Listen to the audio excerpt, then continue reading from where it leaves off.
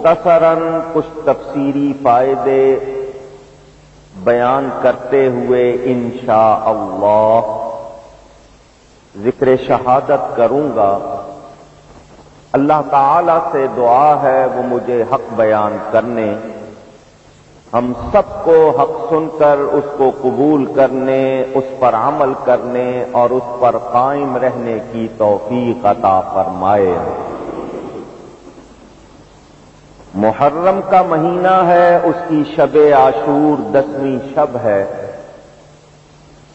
اور یہ 10 محرم کی تاریخ کائنات کی ابتدا سے انتہا تک محترم ہے۔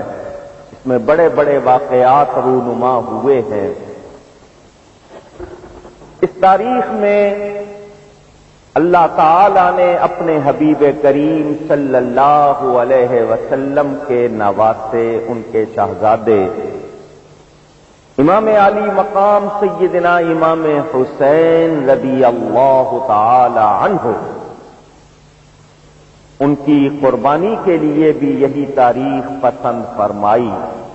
اہل ایمان اس موقع پر ان کا ذکر سنتے اور سناتے ہیں۔ ہم صحابہ کرام رضوان اللہ تعالی علیہم اجمعین اور اہل بیت نبوت سے محبت رکھتے ہیں، اور ان دونوں کی محبت کو سرمایہ ایمان اور ذریعہ نجات سمجھتے ہیں، اور ان میں سے کسی کی معمولی سی بھی بے ادبی پسند نہیں کرتے۔ گزشتہ رات میں نے آپ حضرات کے سامنے تفصیل بیان کی تھی اور امام علی مقام کا موقف آپ کو سمجھایا تھا کہ وہ کیوں نکلے تھے، اور ابتدائی واقعات بھی آپ کو سنائے تھے۔ آج کربلا کے واقعات سناؤں گا، پہلے قرآن کی آیتوں کا ترجمہ۔ اللہ تعالیٰ ارشاد فرماتا ہے، الف لام میم، یہ حروف مقطعات ہیں، ان کے معنی ذاتی طور پر اللہ تعالی جانتا ہے، اور اللہ تعالی کے بتانے سے اس کا حبیب صلی اللہ علیہ وسلم جانتا ہے۔ ہم اپنی طرف سے ان کا کوئی معنی ہرگز نہیں کر سکتے۔ احسب الناس ان يتركوا ان يقولوا آمنا وهم لا يفتنون۔ اللہ تعالیٰ فرماتا ہے، کیا لوگوں نے یہ گمان کر لیا کہ انہوں نے کہا کہ ہم ایمان لائے اور ایمان لانے کے بعد ان کو چھوڑ دیا جائے گا، ان کا امتحان نہیں ہوگا؟ یعنی ہر وہ شخص جو یہ دعویٰ کرتا ہے کہ وہ اللہ تعالی پر ایمان لایا ہے، ایمان کی ضروری باتوں کو وہ تسلیم کرتا ہے، مانتا ہے، اس کی ضرور آزمائش ہوگی، اس کا ضرور امتحان ہوگا۔ وَلَقَدْ فَتَنَّا الَّذِينَ مِنْ قَبْلِهِمْ، اور یہ امتحان کرنا اللہ تعالی کی سنت ہے۔ صرف تمہارا ہی امتحان نہیں ہو رہا، تم سے پہلوں کا بھی امتحان ہوا ہے۔ جو تم سے پہلے امتیں ہوئیں، لوگ ہوئے ایمان والے، ان کا بھی امتحان کیا گیا۔ اور یہ امتحان کیوں کیا جاتا ہے؟ فَلَيَعْلَمَنَّ اللَّهُ الَّذِينَ صَدَقُوا وَلَيَعْلَمَنَّ الْكَاذِبِينَ، تاکہ اللہ تعالی ظاہر فرما دے کہ کون اپنے ایمانی دعوے میں سچا ہے اور کون جھوٹا ہے۔ یہاں آپ کی توجہ کے لیے 2-3 باتیں ضروری ہیں، پیش کرتا ہوں۔ اللہ تعالی ذاتی طور پر ہر بات کا جاننے والا ہے، اس کو کسی کی کسی طرح حاجت اور ضرورت نہیں. وہ لوگ جو یہ کہتے ہیں کہ بندہ کرتا ہے تو اللہ کو پتا چلتا ہے، ایسے لوگوں کا عقیدہ درست، ذرا اونچی کہیے گا، نہیں ہے، وہ غلط ہے. وہ اللہ کی شان میں گستاخی، بے ادبی کے مرتکب ہوتے ہیں، اپنا ایمان ضائع کرتے. اہل ایمان جانتے ہیں کہ اللہ تعالی کا ہر کمال ذاتی ہے، اللہ کو جاننے کی ضرورت نہیں. اللہ تعالی خود سے جانتا ہے، مگر وہ ظاہر کرنا چاہتا ہے کہ پتہ لگ جائے دوسروں کو کہ ایمان کا دعویٰ کرنے والے کتنے سچے ہیں اور کتنے جھوٹے ہیں. یہ امتحان جو کیا جاتا ہے، اس کی دو، ہم اپنے سمجھنے کے لیے بات کر رہے ہیں، دو اغراض ہوتی ہیں، دو قسم کی ضرورتیں. ایک تو یہ کہ جس کا امتحان کیا جا رہا ہے اس کی قابلیت، اس کی صلاحیت، اس کی محنت ظاہر ہو جائے، معلوم ہو جائے کہ اس نے کتنا سیکھا ہے، کتنا جانا ہے. دوسری یہ کہ اس کی قابلیت کو دوسروں پر ظاہر کر دیا جائے، کہ دوسروں کو معلوم ہو جائے کہ یہ ان کے درمیان کتنا نمایاں ہے. اللہ تعالی ضرورتوں سے پاک ہے، اغراض سے پاک ہے. توحید خود نہیں جاننا چاہتا، اسلامک اس کو تو خود سے معلوم ہے. اس کو کوئی کیا بتائے گا؟ وہ ذاتی اور حقیقی طور پر خود سب کچھ جانتا ہے. وہ دوسروں پر ظاہر کرنا چاہتا ہے کہ دیکھ لو، کلمہ تو سب پڑھتے ہیں، مگر ظاہر کرنا چاہتا ہے ان میں کون سچے ہیں اور کون جھوٹے ہیں. اللہ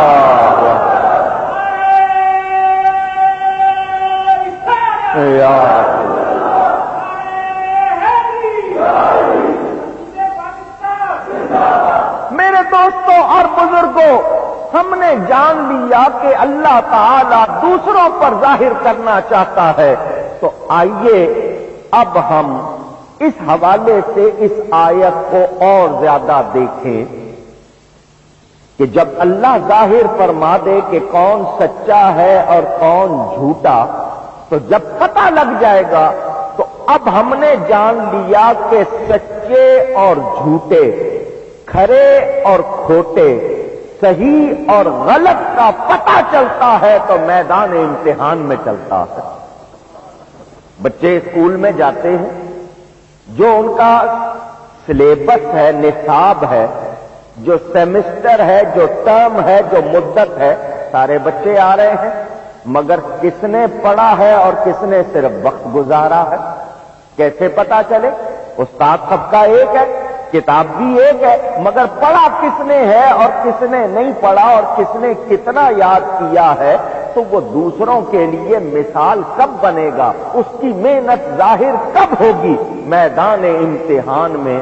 اور آپ جانتے ہیں کہ میدان امتحان میں آنے سے جی وہ چوراتا ہے، وہ بھاگتا ہے جس نے محنت نہ کی ہو، جس نے وقت ضائع کیا ہو، اور جس نے محنت کی ہو، جس نے دل لگا کر پڑھائی کی ہو، وہ وقت ضائع نہیں کرتا. وہ تو ایک ایک وقت کو، ایک ایک لمحے کو اپنے لیے قیمتی جانتا ہے. تو وہ تو انتظار کرتا ہے کہ کب امتحان ہو اور کب میری قابلیت دوسروں پر ظاہر ہو اور میری محنت کا مجھے صلہ ملے. اللہ تعالی امتحان کرتا ہے، اور وہ امتحان کیسے ہوتا ہے قرآن سے پوچھتے ہیں. آئیے قرآن بتاتا ہے. اللہ تعالیٰ ارشاد فرماتا ہے وَلَنَبْلُوَنَّكُمْ بِشَيْءٍ مِّنَ الْخَوْفِ وَالْجُوعِ وَنَقْصٍ مِّنَ الْأَمْوَالِ وَالْأَنفُسِ وَالثَّمَرَاتِ. اور ہم تمہیں ضرور آزمائیں گے، ضرور تمہارا امتحان کریں گے، کچھ خوف دے کر، بھوک کی تکلیف میں مبتلا کر کے،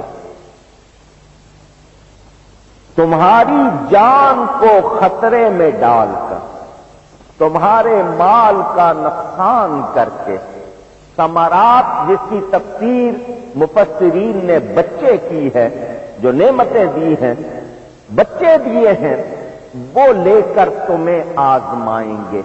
کتنی چیزیں ہو گئیں ذرا کہیے گا؟ سب سے پہلی چیز خوف، دوسری چیز بھوک پیاس، تیسری چیز مال کا نقصان، چوتھی چیز جان کا خطرہ، پانچویں چیز بچے۔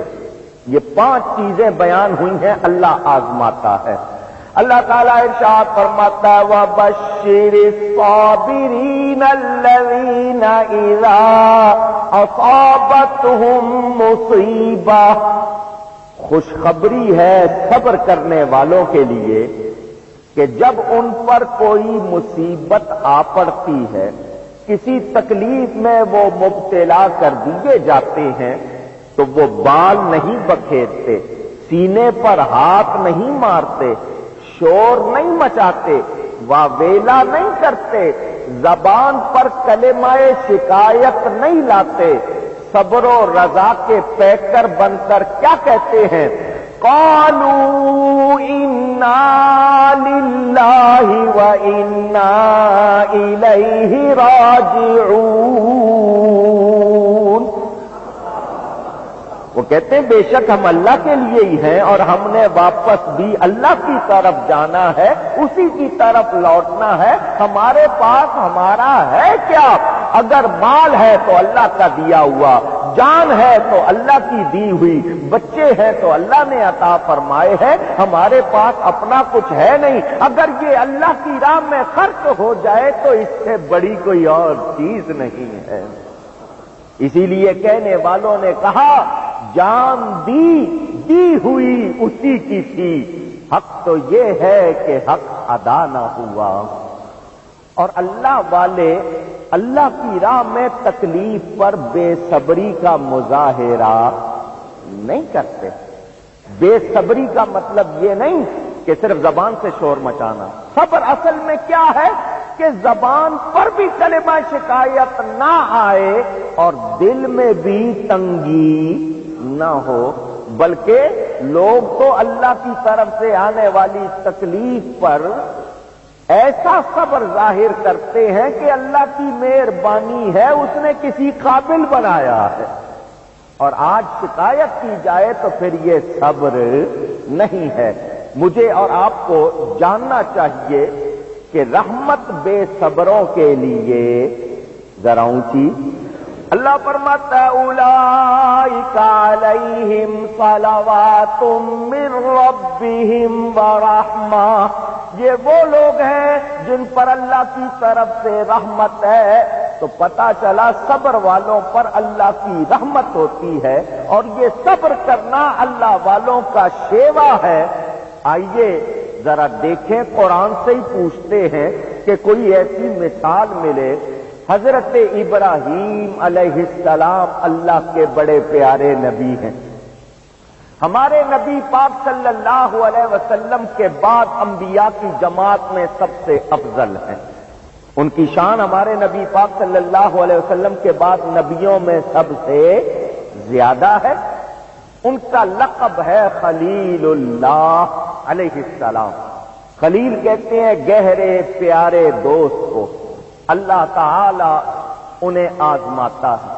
ابھی وہ جوان ہیں، آگ میں ڈال دیا گیا انہوں نے صبر کیا۔ عمر شریف ظاہری طور پر 90 برس سے زیادہ ہو گئی، دعائیں مانگتے ہیں یا اللہ مجھے نیک بیٹا عطا فرما۔ اللہ نے ان کو بیٹا عطا فرمایا، حضرت اسماعیل علیہ السلام۔ ابھی بچہ پیدا ہوا ہے، حکم ہوا اس کو اور اس کی ماں کو جنگل میں چھوڑاؤ۔ سراپا تسلیم و رضا بن کر یہ کہنا بھی مانتے ہیں، اس امتحان میں بھی پورے ہو گئے۔ بچہ ابھی چلنے لگا ہے، مفسرین فرماتے ہیں عمر 7 برس، 6 اور 1 7 برس کی، کچھ لوگوں نے لکھا 12 یا 13 برس کی، ابھی اتنی عمر ہوئی ہے۔ قرآن میں اللہ تعالیٰ ارشاد فرماتا ہے یا بنی انی اری فی المنام، حضرت ابراہیم علیہ السلام اپنے اسی بیٹے کو بلاتے ہیں اور فرماتے ہیں بیٹا میں نے خواب میں دیکھا ہے. کہاں دیکھا ہے؟ ذرا کہیے گا. خواب میں، یہ یاد رکھیے گا، خواب میں دیکھا. انی ارا فی المنام، میں نے خواب میں دیکھا ہے. انی اذبحک، میں تجھے ذبح کرتا ہوں. فانظر ماذا تری، اب تو دیکھ تیری رائے کیا ہے. اب تو دیکھ کے تو کیا چاہتا ہے، کیا کہتا ہے، تیری مرضی تیری رضا کیا ہے. حضرت ابراہیم علیہ السلام فرما رہے ہیں میں نے خواب میں دیکھا ہے، اب تو بتا تو کیا کہتا ہے. قال یا ابت فعل ما تؤمر، بیٹا کہتا ہے اے میرے ابا جان کر دیجئے جو آپ کو حکم ہوا ہے. باپ کہہ رہے ہیں میں نے خواب میں دیکھا ہے، بیٹا کہہ رہا ہے کر دیجئے جو آپ کو حکم ہوا ہے. اس سے پتا چلا کہ نبی اللہ کی عطا سے سب کچھ جانتا ہے. ارے نبی بے خبر کو نہیں کہتے، نبی باخبر کو کہتے ہیں. کوئی نبی بے علم یا بے خبر نہیں ہوتا. 7 برس کی عمر میں حضرت ابراہیم علیہ السلام اللہ کی عطا سے یہ جانتے ہیں کہ نبی کا خواب اللہ کا حکم ہوتا ہے. آپ نے اندازہ کیا تو وہ لوگ جو ہمارے نبی پاک صلی اللہ علیہ وسلم کے بارے میں یہ کہتے ہیں کہ 40 برس تک ان کو خبر نہیں تھی ایمان کیا ہے، کتاب کیا ہے، تو ایسے لوگوں کو اپنے ایمان کی فکر کرنی چاہیے. جب حضرت اسماعیل کی یہ شان ہے تو حبیب اللہ کی کتنی شان ہوگی. توجہ توجہ میرے دوستوں اور بزرگوں، یہاں سے ایک اور قانون بھی ملا. یا ابت فعل، اب کا لفظ آیا ہے. قرآن ہمیں معاشرت کی تعلیم بھی دیتا ہے. معاشرت کے معنی کہ رہن سہن، آپس میں ایک دوسرے کے ساتھ کیسا سلوک. تو پتا چلا کہ والد کو کیا کہہ کے پکارنا چاہیے یہ بھی قرآن بتا رہا. باپ کو آپ کے ہاں ابا جان، ابا حضور یا ابا محترم، ابا جی. والدہ کے لیے لفظ امی ہے، آپ امی کہتے ہیں، امی جان، امی حضور. ہمارے ہاں اب یہ چیزیں نہیں رہی. اب ہم کو اسلامی اور قرآنی تعلیمات پسند نہیں. ہم غیروں سے چیزیں لینا چاہتے ہیں. سوچنا چاہیے جب قرآن تعلیم کر رہا ہے تو ہمیں ادھر ادھر نہیں دیکھنا بلکہ قرآنی تعلیمات کو اپنانا ہے. اب حال یہ ہے کہ باپ تو بن گیا ڈیڈی، ماں ہو گئی لیڈی، تو بچے آگے ہو گئے ٹیڈی. اب ہمیں انگریزیت پسند ہے، شریعت اور اسلام کی تعلیمات پسند نہیں ہے. تو ہمیں یہ بھی قرآن سے پتا چلا. وہ کہہ رہے ہیں میرے ابا جان کر دیجئے جو آپ کو حکم ہوا ہے. آج کل کا کوئی نوجوان ہوتا تو وہ اٹھ کے کہتا کہ جب آپ خواب مجھے کاٹنے کے دیکھ رہے ہیں تو خیالوں میں بھی پھر کاٹتے ہی ہوں گے. 10 باتیں بناتا. کیا باپ ایسے ہوتے ہیں؟ ایسے خواب دیکھنے چاہیے. جائیے جائیے کچھ صدقہ دیجئے، کچھ کیجئے. وہ نبی تھے اور نبی پیدائشی نبی ہوتا ہے. آداب بھی سکھا دیے کہ باپ سے بات کرنی ہے تو کس طرح کرنی ہے. آداب بھی سکھائے جا رہے ہیں. کسی مکتب میں داخلہ نہیں لیا، کسی مدرسے یا اسکول میں نہیں گئے. کیوں کہ نبی کسی انسان کا شاگرد نہیں ہوتا، نبی تو رحمان کا شاگرد ہوتا ہے. الرحمن علم القرآن، رحمان ہے جس نے اپنے حبیب کو قرآن سکھایا. میرے دوستوں اور بزرگوں، حضرت اسماعیل علیہ السلام کی ظاہری طور پر چھوٹی سی عمر ہے اور وہ کہہ رہے ہیں ابا جان کر دیجئے جو آپ کو حکم ہوا ہے. انشاءاللہ آپ مجھے صابروں میں سے پائیں گے. جب آپ میری گردن پر چھری چلائیں گے میں شور نہیں مچاؤں گا، واویلا نہیں کروں گا، ہجوم اکٹھا نہیں کر لوں گا، بلکہ صبر و رضا کا مظاہرہ کروں گا. چھری چلاتے ہوئے آپ کے ہاتھ میں تو شاید جنبش آ جائے، میرا گلا نہیں ہلے گا. وہ کہتے ہیں ستجدنی انشاء اللہ من الصابرین، عنقریب آپ مجھے صابروں میں سے پائیں گے اگر اللہ نے چاہا، انشاءاللہ کہا۔ اس کی بھی تعلیم مل گئی کہ سب کچھ اللہ کی عطا سے ہے، تو آپ کا ارادہ کتنا ہی پختہ کیوں نہ ہو، تیاری کتنی ہی کیوں نہ ہو، انشاءاللہ کہنا چاہیے۔ یہ بھی تعلیم ملی کہ اگر اللہ نے چاہا تو آپ مجھے صابروں میں سے پائیں گے۔ حضرت ابراہیم کا لقب ہے خلیل اللہ علیہ السلام۔ ان کا بیٹا تو اس قدر صبر کا مظاہرہ کرے، ان کا بیٹا تو اس قدر نیاز مندی کا مظاہرہ کرے، تو حبیب اللہ صلی اللہ علیہ وسلم کی شان تمام نبیوں میں سب سے بلند۔ ان کا بیٹا اگر قربانی کے موقع پر کسی کمزوری کا مظاہرہ کرتا، آج دنیا میں شاید کوئی انگلی اٹھانے والا، کوئی زبان کھولنے والا کہتا کہ حبیب اللہ کے بیٹے نے کمزوری کا مظاہرہ کیا، دیکھو وہ میدان امتحان میں آئے نہیں یا فرار ہو گئے۔ 100 باتیں بناتا، حبیب اللہ کے بیٹے کا میں تقابل پیش نہیں کر رہا ہوں، بلکہ بتانا چاہتا ہوں نبی سے تقابل نہیں۔ حضرت امام علی مقام نے گویا کیا فرمایا، مولا تو نے خلیل اللہ کے بیٹے کا بھی امتحان کیا، تو حبیب اللہ کے بیٹے کا بھی امتحان کر۔ مولا تو کسی کا امتحان کرتا ہے اس کو خوف میں ڈال کر، کسی کا امتحان کرتا ہے اس کو بھوک اور پیاس کی تکلیف دے کر، کسی کا امتحان کرتا ہے اس کے مال کا نقصان کر کے، کسی کا امتحان کرتا ہے اس کی جان کو خطرے میں ڈال کر، کسی کا امتحان کرتا ہے اس کے بچے لے کر۔ مولا تو میرے امتحان میں سب کچھ رکھ دے، خوف بھی رکھ دے، بھوک پیاس کی تکلیف بھی رکھ دے، مال کا نقصان بھی رکھ دے، میری جان کو بھی خطرے میں ڈال دے، میرے بچے بھی لے لے، میں سب کچھ تیری راہ میں قربان کر کے جب سجدے میں سر رکھوں گا تو یہی کہوں گا، مولا جو تیری رضا ہے وہ میری رضا ہے۔ آپ سن رہے ہیں توحید نیٹ ورک کی اسلامک آواز۔ Tauheed network international Islamic YouTube channel.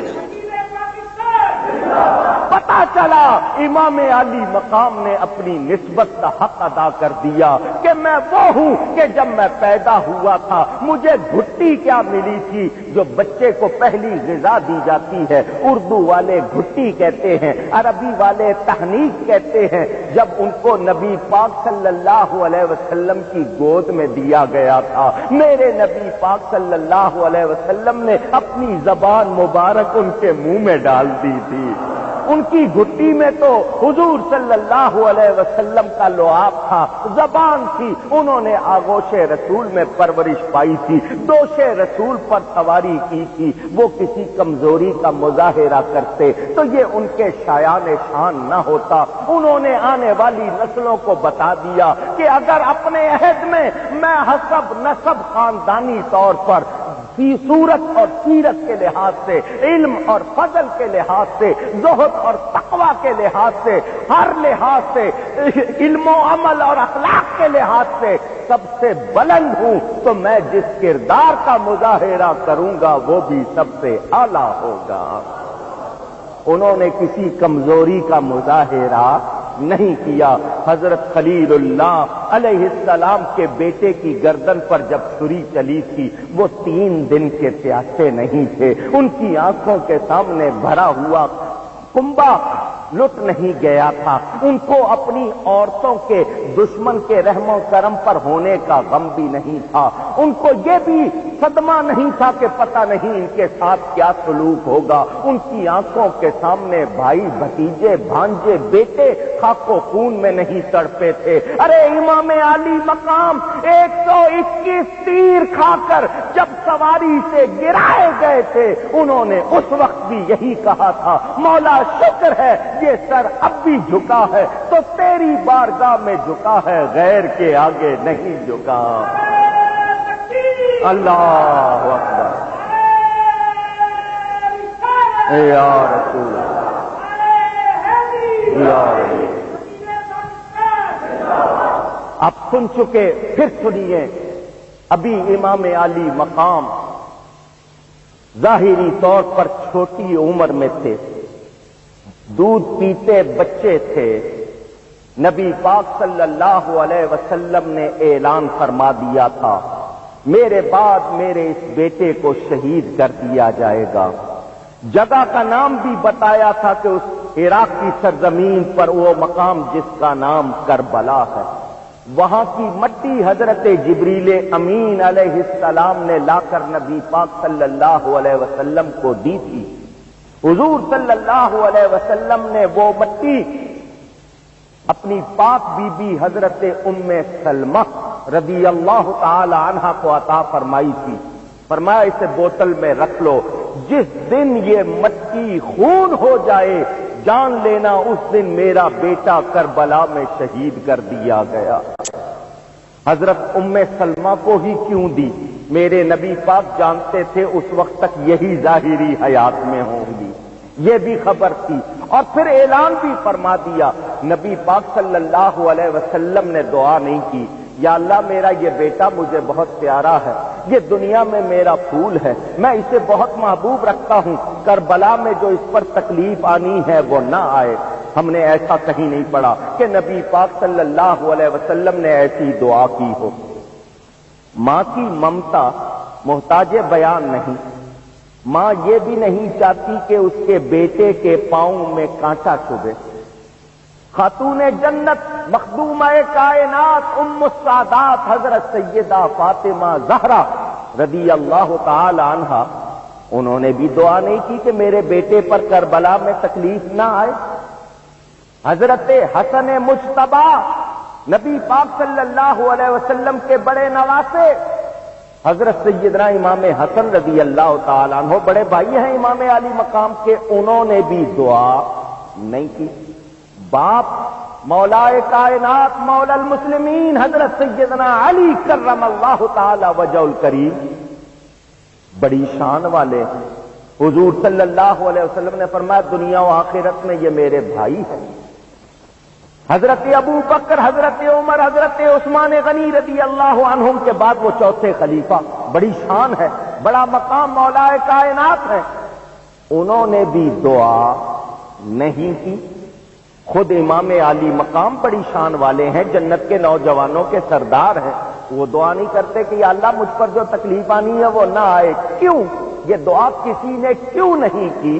اس لیے کہ سب جانتے تھے کربلا میں جو کچھ ہونا ہے وہ اللہ کی طرف سے امتحان ہے، وہ اللہ کی طرف سے امتحان ہے، اور میں پہلے پر بتا چکا ہوں امتحان سے وہ بھاگتا ہے جس نے تیاری نہ کی ہو، امتحان سے وہ بھاگتا ہے جس نے محنت نہ کی ہو، جس نے وقت ضائع کیا ہو۔ امام نے تو بہت تیاری کی تھی، وہ آنے والی نسلوں کو بتانا چاہتے تھے اگر دین میرے نانا نے دیا ہے امت کو، اگر قرآن ہمارے گھر سے ملا ہے، دین ہمارے گھر سے ملا ہے، اسلام ہمارے گھر سے ملا ہے، تو آنے والی نسلوں کو اس دین کی حفاظت کا عملی نمونہ بھی اسی گھر سے ملے گا، اور آنے والی نسلیں جان لیں گی کہ شہزادہ رسول اگر مقام میں اعلیٰ ہے تو ان کا کردار بھی اعلیٰ ہے۔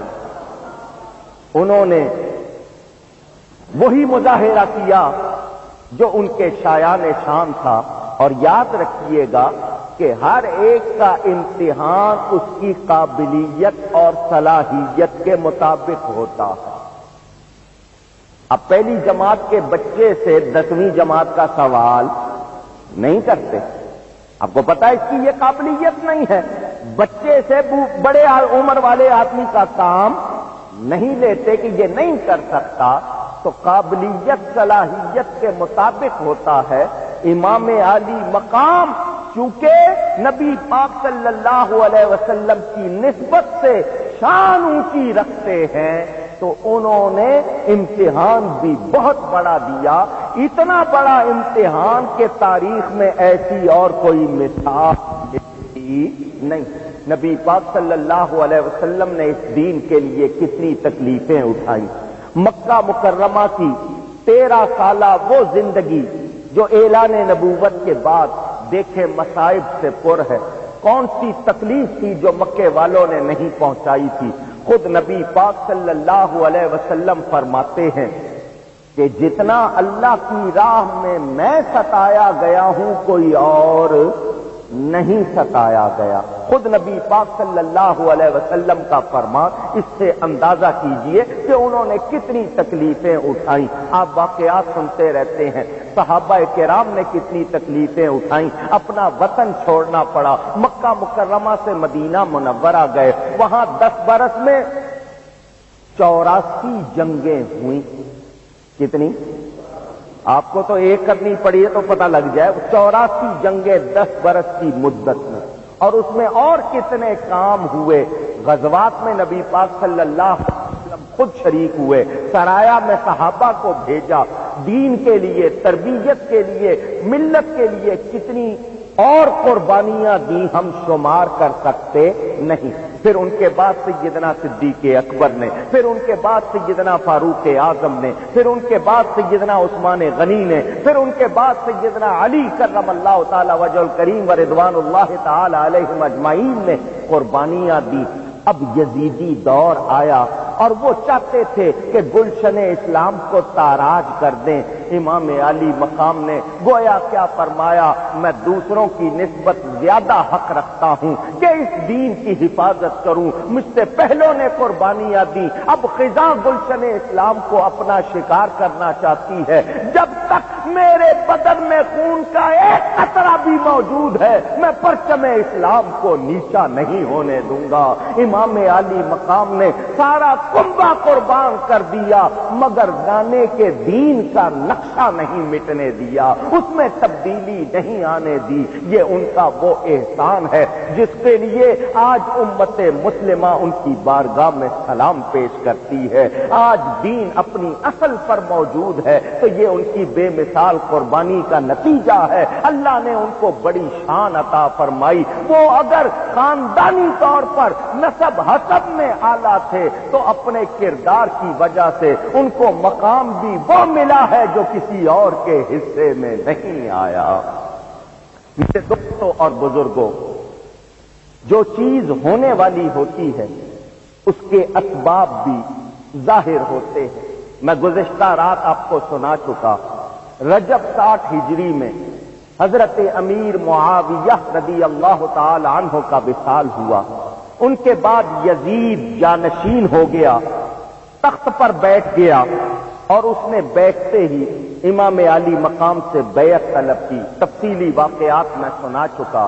امام نے بیعت نہیں کی، مدینہ منورہ سے مکہ کی طرف ہجرت کر گئے کہ مکہ جائے امن ہے، وہاں جہاد و قتال لڑائی منع ہے۔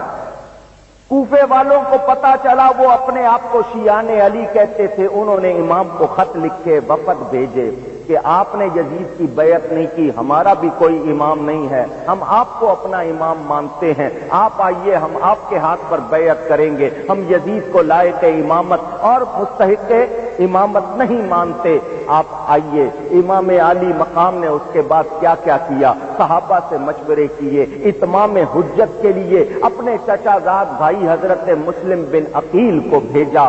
وہ لوگ جو یہ کہتے ہیں کہ صحابہ کرام نے جانے سے منع کیا تھا، ہاں صحابہ کرام نے منع کیا تھا، مگر یہ کہہ کے منع نہیں کیا تھا کہ آپ کا نکلنا غلط ہے، یہ کہہ کے منع نہیں کیا تھا کہ آپ کا اقدام غلط ہے، نہیں، انہوں نے صرف یہ کہا تھا کہ کوفے والے بھروسے کے لائق نہیں۔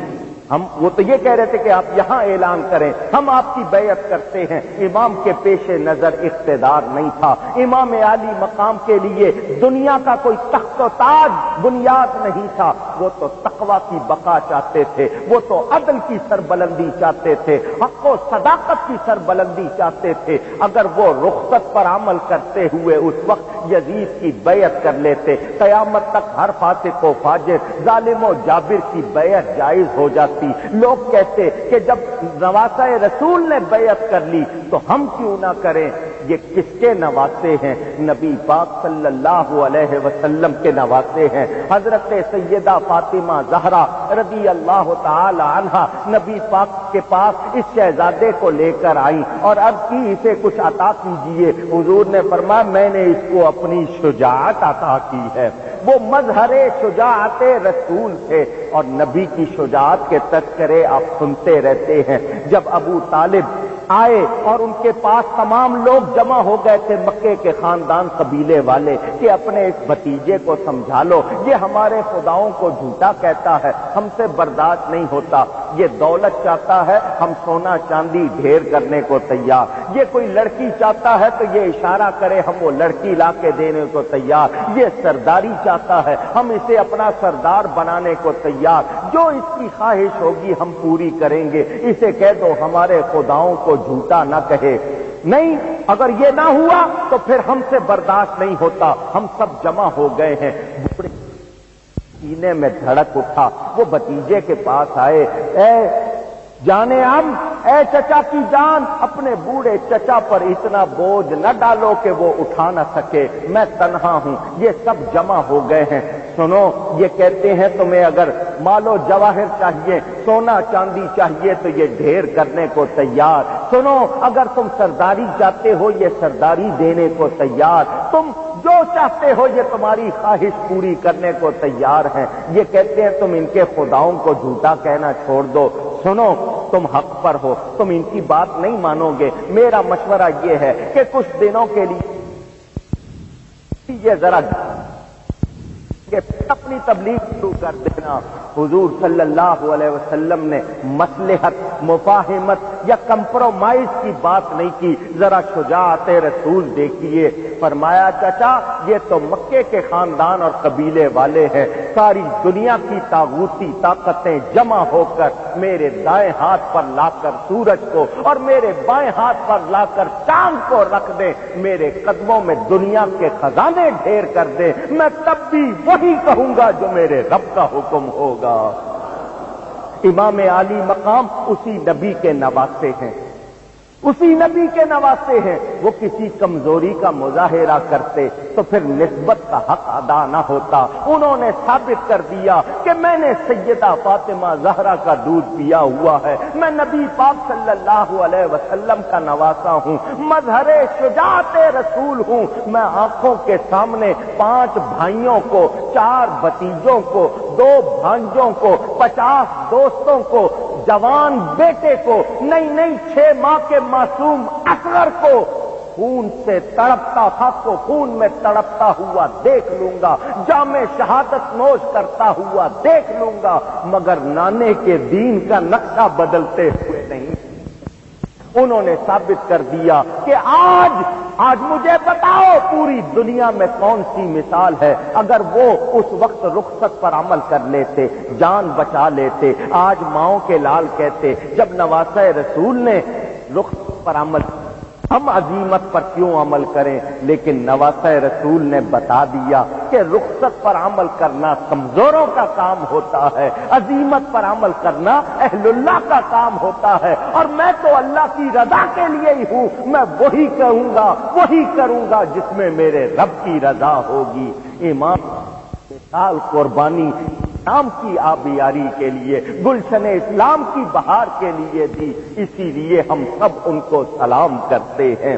آج انسانیت ان کی بارگاہ میں سلام پیش کرتی ہے، اور وہ لوگ جو صرف اپنی عقل کو امام بنا کر گستاخی بے ادبی کرتے ہیں، انہیں یہاں بھی کچھ نہیں ملا، وہاں بھی کچھ نہیں ملے گا، اور جو امام سے محبت کرتے ہیں وہ دنیا میں بھی کامیاب ہے، انشاءاللہ آخرت میں بھی کامیاب ہوں گے۔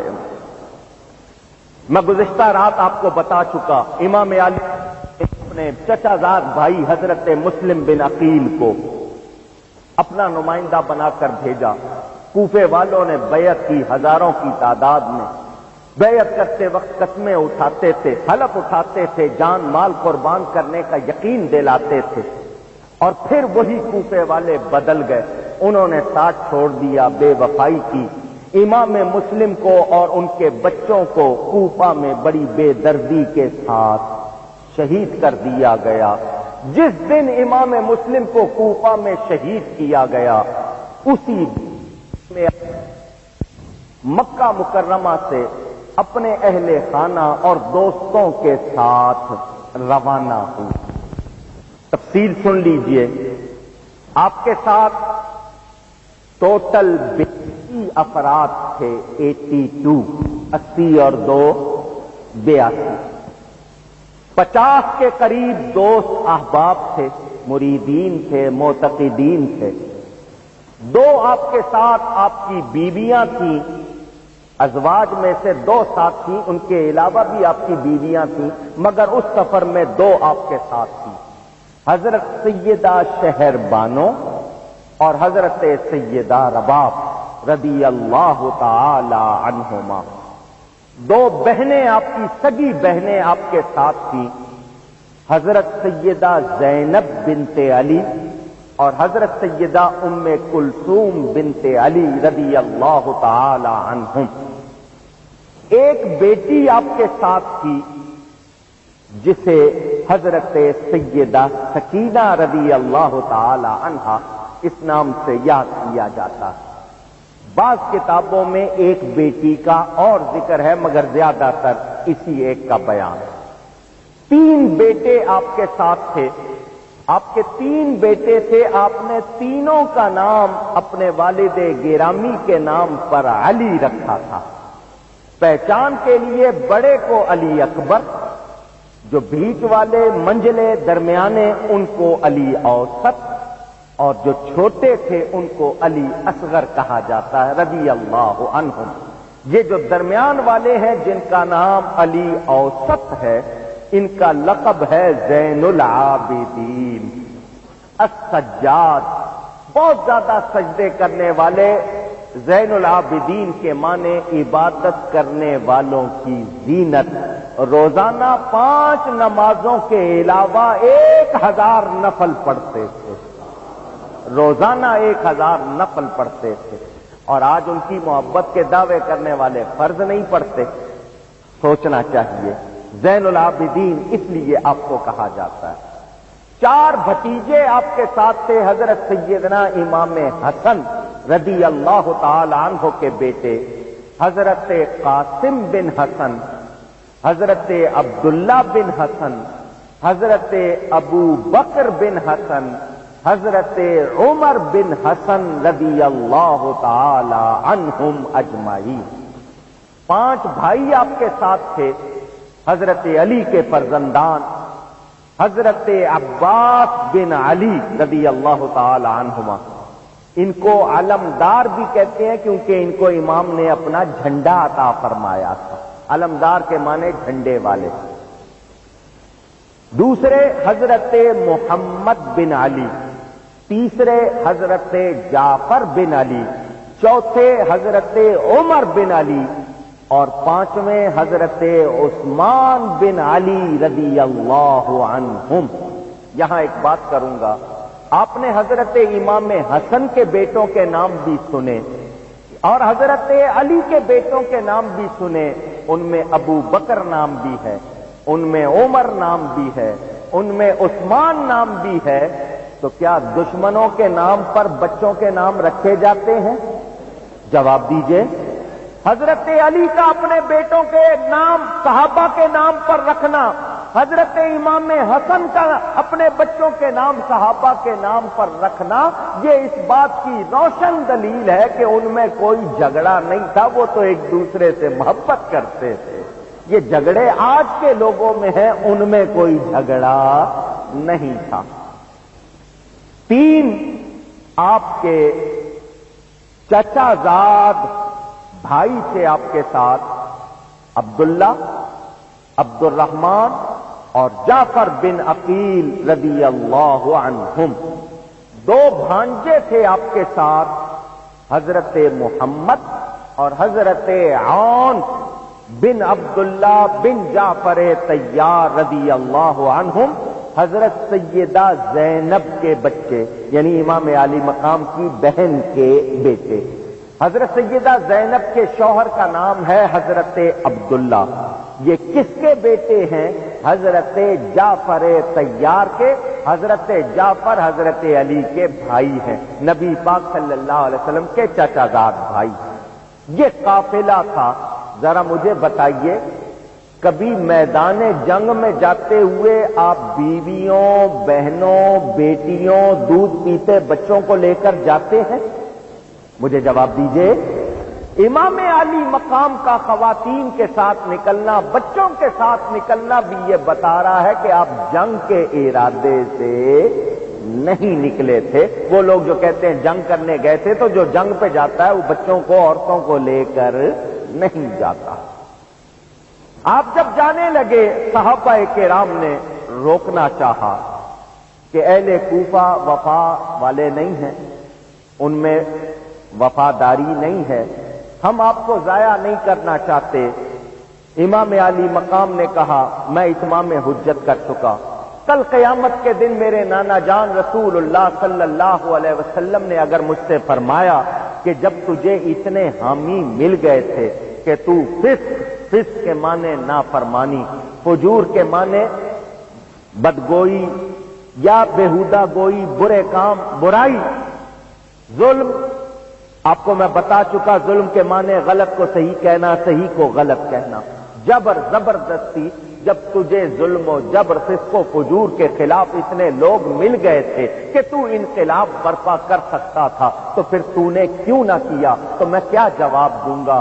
اور اسلام کی تعلیمات میں ہے من رأى منکم منکرا فلیغیرہ بیدہ، تم میں سے کوئی دیکھے کہ اس کے سامنے حق کے خلاف، شریعت کے خلاف ہو رہا ہو، بدلا جا رہا ہو دین کو، تو اس کو چاہیے کہ ہاتھ سے روکے۔ اگر یہ نہیں کر سکتا تو پھر زبان سے اس کے خلاف آواز بلند کرے، اگر یہ بھی نہیں کر سکتا تو دل سے اس کو برا جانے، اور صرف دل سے برا جاننا یہ ایمان کا کمزور ترین درجہ ہے۔ وذالک اضعف الایمان، یہ ہاتھ سے روکنا مجاہدوں کا کام، زبان سے یہ علماء اور دوسروں کا کام، صرف دل سے برا جاننا یہ تو عوام اور کمزور لوگوں کا کام ہوتا ہے۔ تو امام تو سید الشہداء ہے، مجاہد اکبر ہیں، وہ کیسے رکتے؟ وہ شریعت کو مجھ سے اور آپ سے زیادہ جانتے تھے۔ آج کل کے اعتراض کرنے والے قرآن حدیث کو اتنا نہیں جانتے جتنا امام جانتے تھے۔ امام کیسے برداشت کرتے؟ امام نکلے، ان کے پیش نظر دنیا نہیں تھی، دنیا کا تخت و تاج نہیں تھا، بلکہ صرف یہی تھا کہ دین اپنی اصل پر باقی رہے، اس دین میں تبدیلی نہ آنے پائے۔ آپ کے بہنوئی حضرت عبداللہ بن جعفر طیار سیدہ زینب کے شوہر مکے کے گورنر کے پاس گئے، امان نامہ لکھوایا اور لے کر پیچھے گئے، راستے میں حضرت امام کو جا لیا اور کہا بھائی یہ میں امان نامہ لکھوا کر لایا ہوں، واپس مکے آ جائیے، آپ ہرگز کوفہ نہ جائیے، بھائی کوفہ والے ہرگز بھروسے کے لائق نہیں ہیں، میں آپ کو اللہ کا واسطہ دیتا ہوں، ہرگز نہ جائیے۔ آپ نے فرمایا بھائی میں قدم اٹھا چکا ہوں، اب اٹھائے ہوئے قدم واپس نہیں لوٹاؤں گا، پیچھے نہیں پلٹوں گا۔ حضرت عبداللہ نے کہا میں آپ کو قسم دیتا ہوں، مجھے بتائیے آخر بات کیا ہے؟ ہم سب روک رہے ہیں، آپ کیوں نہیں روک رہے؟ آپ نے فرمایا بھائی تم نے قسم دی ہے تو میں تمہیں بتا دیتا ہوں، مجھے خواب میں نانا جان رسول اللہ صلی اللہ علیہ وسلم کی زیارت ہوئی ہے، نانا جان نے مجھ سے ایک وعدہ لیا ہے، میں نے نانا جان سے وہ وعدہ کیا ہے اس کو ضرور پورا کروں گا، اس لیے میں جا رہا ہوں۔ حضرت عبداللہ نے کہا نانا جان نے کیا وعدہ لیا ہے؟ امام نے فرمایا بھائی تم نے قسم دی تھی، میں نے تمہیں اتنی بات بتا دی، نانا نے مجھ سے کیا وعدہ لیا ہے یہ تو میں نہیں بتاؤں گا یہاں تک میں خدا سے جا ملوں گا۔ آپ نے اس کو ظاہر نہیں فرمایا، میں یوں کہوں کہ تقدیر انہیں کشاں کشاں لیے جا رہی تھی، امام کے پیش نظر کوئی مقصد تھا، اور یوں لگتا ہے کہ نانا جان نے یہی وعدہ لیا تھا بیٹا اس وقت گلشن اسلام کو تیری ضرورت ہے، اس وقت تو نے وہ قربانی دینی ہے جو قیامت تک ایک مثال ہوگی، ایک یادگار ہوگی، دین کی حفاظت کرنا، قدم پیچھے نہ ہٹانا۔ امام رکے نہیں، امام آگے ہی بڑھتے گئے۔ فرزدق عرب کا مشہور شاعر، راستے میں وہ بھی ملا، آپ نے اس سے بھی ملاقات کی، اس نے بھی بتایا کہ میں عراق کی طرف سے آ رہا ہوں، اس کا کہنا تھا لوگوں کے دل آپ کے ساتھ ہیں، تلواریں بنی امیہ کے ساتھ ہیں۔ امام علی مقام چل رہے ہیں، راستے میں ایک مقام تھا جس کو مقام حاجر کہتے ہیں۔ وہاں سے آپ نے اپنے ایک ساتھی کو جن کا نام قیس بن مسہر السیداوی تھا ایک خط دے کر کوفے والوں کی طرف بھیجا کہ میں روانہ ہو چکا ہوں، راستے میں ہوں، اپنے وعدے پر قائم رہنا، میرے پاس مسلم کا خط آ چکا ہے اور میں تمہارے اس دعوت اور اس اعلان کے مطابق آ رہا ہوں۔ ادھر ابن زیاد کو پتا تھا کہ فرزند رسول روانہ ہو چکے ہیں، اس نے راستوں کی ناکہ بندی کروا دی، ہر جگہ جاسوس چھوڑ دیے، اپنے سپاہی کھڑے کر دیے۔ یہ سپاہی وہ کہیں آسمان سے نہیں لایا تھا، دوسرے ملک کی فوج اس نے نہیں منگوائی تھی۔ یہ کون لوگ تھے؟ یہ وہی لوگ تھے جنہوں نے بیعت کی تھی، قسمیں اٹھائی تھی، وعدے کیے تھے، جان مال قربان کرنے کا یقین دلایا تھا۔ یہی لوگ اب یزید کی فوج بن کر ابن زیاد کے حکم سے مقابلے پر آ رہے تھے، جو اپنے آپ کو شیعان علی کہتے تھے، محبان علی کہتے تھے، اب وہی امام کے مقابلے پر آ رہے تھے۔ جاسوس برابر اس کو اطلاع کر رہے تھے ابن زیاد کو کہ اب کس مقام پر ہیں، اب کس مقام پر ہیں۔ راستے میں وہ ناکہ بندی کرنے والے سپاہیوں نے امام کے اس قاصد جس کا نام قیس تھا اس کو پکڑ لیا، گرفتار کر لیا اور اس کو ابن زیاد کے پاس لے جایا گیا۔ ابن زیاد نے اس شخص سے کہا میرے سامنے فرزند رسول کو اور ان کے باپ کو برا کہو۔ انہوں نے نواسہ رسول کی بھی تعریف کی، حضرت علی کی بھی تعریف کی، ابن زیاد کو برا کہا، اس کے باپ کو برا کہا۔ وہ کیسے برداشت کرتا؟ اس نے آپ کے اس قاصد کو شہید کر دیا۔ امام علی مقام ابھی راستے میں ہی تھے کہ آپ کو حضرت مسلم بن عقیل اور ہانی بن عروہ کی شہادت کی خبر ملی۔ آپ نے انا للہ و انا الیہ راجعون پڑھا، حیران کہ ابھی تو مسلم کا خط آ رہا ہے کہ یہاں 18,000 افراد بیعت کر چکے ہیں، بیعت کرنے والوں کی تعداد میں ہر لمحے اضافہ ہو رہا ہے، اور اب ہم سن رہے ہیں کہ انہیں شہید کر دیا گیا۔ اتنی جلدی اتنا بڑا انقلاب کیسے آ گیا؟ کوفہ سے کچھ آدمی بھی آئے، انہوں نے آ کر کوفہ کے حالات بتائے کہ کوفے والے بے وفا ہو گئے ہیں، رشوتیں لے کر حکومت کے ساتھ مل گئے ہیں، اور وہ سب آپ کے مقابلے پر بڑا لشکر بن کر آ رہے ہیں۔ امام علی مقام نے ساتھیوں کو جمع کیا، سب کے سامنے صورتحال رکھی اور ان سے مشورہ کیا، بتاؤ کیا کہتے ہو؟ سب نے یہی کہا ہمیں آگے جانا چاہیے، ہمیں جا کے دیکھنا چاہیے، معلوم کرنا چاہیے کہ آخر ایسا کیسے ہو گیا، اتنی جلدی اتنی تبدیلی کیسے آ گئی۔ امام علی مقام نے بھی ان سے فرمایا اگر یہی عزم ہے تو اب مضبوط ہو جاؤ، اب ہمیں آسانیاں نہیں مشکلوں کا سامنا ہوگا۔ امام علی مقام جا رہے ہیں۔ میرے دوستوں اور بزرگوں، حر بن یزید ریاحی، یزید کی فوج کا ایک سالار، ایک کمانڈر، 1,000 افراد کو لے کر امام کو گرفتار کرنے آیا۔ آپ سے آ کر ملاقات کی، آپ نے فرمایا کیا کہتے ہو؟ اس نے کہا جی مجھے آپ کو گرفتار کرنے کے لیے بھیجا گیا ہے۔ آپ نے فرمایا میرا جرم کیا ہے، کیا خطا ہے میری؟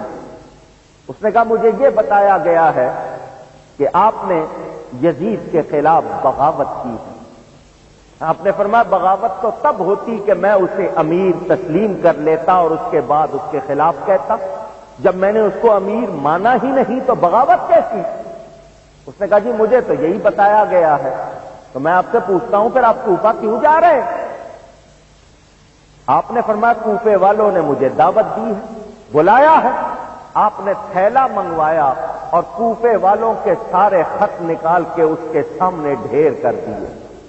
وہ خطوں کو دیکھ رہا، ان کا مضمون پڑھ رہا ہے، حیران ہو رہا ہے۔ اس نے کہا مجھے ان واقعات کا علم نہیں، آپ کوفہ ہی جا رہے ہیں اور میں آپ کو گرفتار کر کے بھی کوفہ ہی لے کے جاتا، آپ بھی ادھر ہی جا رہے ہیں، تو اب میں آپ کو کسی اور طرف تو جانے نہیں دوں گا، آپ کو گرفتار بھی نہیں کرتا، کسی اور طرف جانے بھی نہیں دوں گا، آپ کے ساتھ ساتھ چلوں گا۔ امام علی مقام کوفہ ہی کی طرف رواں دواں ہیں۔ یہ حر ازلی طور پر نیک بخت تھا، سعید تھا، اور اس کی نیک بختی کی ایک نشانی یہ بھی تھی کہ جب کبھی نماز کا وقت ہوتا یہ الگ نماز نہیں کراتا تھا، امام کے پیچھے ہی نماز پڑھتا تھا، اور امام کی بارگاہ میں آتا تھا، ان سے ادب سے ملتا تھا، گستاخی نہیں کرتا تھا۔ امام علی مقام نے ان لوگوں کے سامنے ایک خطبہ ارشاد فرمایا اے لوگوں، میں تمہیں لوگوں کی دعوت پر آیا ہوں، خود سے نہیں آیا، تمہیں نے مجھے دعوت دی ہے، تم لوگوں نے مجھے بلایا۔ اب آپ کہیں گے کہ وہاں کون تھا بلانے والا؟ تو میں آپ کو بتا چکا کہ حر کے ساتھ آنے والے کوئی اور نہیں تھے، کوفہ کے ہی لوگ تھے، وہی لوگ جنہوں نے پہلے خط لکھے تھے، بلایا تھا، اور حضرت امام مسلم کے جانے پر ان کے ہاتھ پر بیعت کی تھی۔ اب وہی تلواریں لے کر، ہتھیار لے کر سامنے مقابلے پر آ رہے تھے۔ امام علی مقام آگے ہی جا رہے ہیں، ان سے خطاب فرما رہے ہیں کہ اگر تم چاہتے ہو میں واپس چلا جاتا ہوں، اگر تم اپنے وعدے پر قائم ہو تو پھر میری بیعت کا حلقہ اپنی گردن سے نہ اتارو۔ مگر وہ کیا جواب دیتے؟ انہوں نے تو سب کچھ فراموش کر دیا تھا۔ امام مشکلات کے باوجود ڈٹے ہوئے ہیں، قدم پیچھے نہیں ہٹاتے، کیوں کہ ان کے پیش نظر دنیا نہیں ہے، اپنی جان نہیں ہے، ان کے پیش نظر تو حق و صداقت ہے، تقویٰ ہے، شریعت کے اصول ہیں۔ اسی مقصد کو زندہ یادگار کربلا سمجھو، حسین ابن علی کی زندگی کا مدعا سمجھو۔ امام علی مقام نے ثابت کر دیا کہ اللہ والے مشکلات سے گھبراتے نہیں ہیں، میدان سے بھاگتے نہیں ہیں، ارے وہ سر جھکاتے نہیں ہیں، سر کٹا دیتے ہیں۔ آج لوگ طرح طرح کی باتیں کرتے ہیں۔ امام علی مقام نے فسق و فجور کے خلاف جہاد کیا۔ زبانی کلامی جمع خرچ کرنا، محبت کا دعویٰ کرنا بہت آسان ہوتا ہے۔ ہم تو زبان سے کلمہ بھی پڑھتے ہوئے سستیاں کرتے ہیں، انہوں نے تو اپنا خون دے کر گواہی دی ہے اسلام کی حقانیت کے لیے، انہوں نے عظمت اسلام کے لیے کنبہ قربان کیا ہے۔ محبت کا دعویٰ اور چیز ہے، محبت کا عملی اظہار اور چیز ہے۔ ہمیں فرصت نہیں، چند رسمیں پوری کر دیتے ہیں، شرعی ہوں یا غیر شرعی، بس ان رسموں کو پورا کر کے سمجھتے ہیں ہم نے محبت کا حق ادا کر دیا۔ محبت کا حق تب ادا ہوگا جو امام نے کیا ہم بھی وہ کریں۔ راہ خدا میں عظمت اسلام کے لیے ہم بھی وہی کریں جو کیا ہے حسین نے رضی اللہ تعالی عنہ۔ امام علی مقام چل رہے ہیں۔ بعض کتابوں میں یہ بات لکھی ہے کہ حر نے حالات کو جان کر یہ کہا کہ اگر آپ واپس جانا چاہتے ہیں تو چلے جائیے، رات کے وقت نکل جائیے گا، بعد میں مجھ پر جو آئے گی میں سہ لوں گا، اپنے سپاہیوں کو میں سمجھا لوں گا۔ بعض کتابوں میں یہ بات لکھی ہے کہ امام علی مقام اور آپ کے رفقا چلتے چلتے جب صبح ہو گئی تو دیکھا کہ اسی جگہ پر ہیں جہاں سے چلے تھے۔ واللہ عالم، اس کی روایات اتنی مضبوط نہیں، تاہم یہ بات بھی کچھ کتابوں میں ہے۔ محرم کی 2 تاریخ 61 ہجری شروع ہو چکی، جمعرات کا دن ہے۔ امام علی مقام کوفہ سے ابھی کچھ فاصلے پر ہیں، ایک میدان تھا، فرمایا ہم یہاں رکیں گے، یہاں ٹھہریں گے، یہاں سے کوفے والوں کو پیغام بھیجیں گے، اگر وہ اپنے وعدے اور بیعت پر قائم ہیں تو آگے جائیں گے، ورنہ سوچیں گے کہ کیا کرنا ہے۔ امام نے حکم دیا کہ یہاں پڑاؤ ڈال دیں، یہاں اپنے سواریاں روک دیں، سامان اتار لیں۔ میخیں گاڑی جا رہی ہیں، زمین میں خیمے لگانے کے لیے وہ لکڑی کی کیلیں گاڑی جا رہی ہیں، تو زمین سے خون نکل رہا ہے۔ حضرت سیدہ زینب گھبرائیں، یہ کیسی سرزمین ہے؟ آپ نے کسی گزرنے والے سے پوچھا ہم جس میدان میں ہیں اس کا نام کیا ہے؟ اس نے کہا کربلا۔ بس لفظ کربلا سننا تھا۔ فرمایا سچ فرمایا تھا میرے نانا جان رسول اللہ صلی اللہ علیہ وسلم نے کہ حسین کی شہادت گاہ کا نام کربلا ہے۔ آپ نے فرمایا اب ہم یہاں سے کہیں اور نہیں جا سکتے، دشمن یہاں پہ خون معاف کیجیے گا، دشمن یہاں پہ خون ہمارا بہائیں گے، زندہ یہاں سے ہم نہ کبھی پھر کے جائیں گے، آل نبی کا ہوگا اسی جا پہ امتحان، سب تشنہ لب یہاں پہ سر اپنا کٹائیں گے، کرب و بلا ہے نام اسی سرزمین کا، بچے یہاں پہ پانی کا قطرہ نہ پائیں گے، ہوگا یہاں شہید ہر ایک مصطفیٰ کا لال، اور لاش قتل گاہ سے ہم سب کی لائیں گے۔ اس درد انگیز کلام کو سن کر آپ کے شہزادے حضرت سیدنا علی اکبر رضی اللہ تعالی عنہ نے کہا بابا یہ آپ کیا کہہ رہے ہیں، کیسی باتیں کر رہے ہیں؟ آپ نے فرمایا میرے بابا حضرت علی کرم اللہ تعالی وجہ الکریم صفین سے جب واپس آ رہے تھے یہاں رکے تھے، انہوں نے بھی اعلان کیا تھا ایک دن اس میدان میں میرا بیٹا دشمنوں میں گھر جائے گا، یہاں اس کے خیمے ہوں گے، یہاں پر اس کی سواریاں ہوں گی۔ انہوں نے دعا فرمائی تھی وہ موقع جب آئے یا اللہ میرے بیٹے کو صبر عطا کرنا۔ بیٹے نے کہا بابا ہم حق پر ہیں نا؟ فرمایا بالکل۔ تو انہوں نے کہا پھر گھبرانے کی کوئی بات نہیں، ہم سب آپ پر قربان ہوں گے، پروانہ وار اپنی جانیں نچھاور کریں اور آپ کو کوئی نقصان نہیں ہونے دیں گے۔ امام علی مقام وہاں رک گئے۔ کوفہ میں اطلاع ہو گئی تھی، ابن زیاد نے لشکر پر لشکر بھیجنے شروع کر دیے۔ یہ 82 افراد ہیں جن میں سے تقریباً 10 عورتیں ہیں، 72 کے قریب مرد ہیں، ان کے مقابلے پر 22,000 جمع ہو گئے۔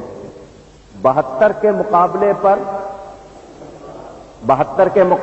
پر یہ کتنے ہیں؟ یہ کتنے ہیں؟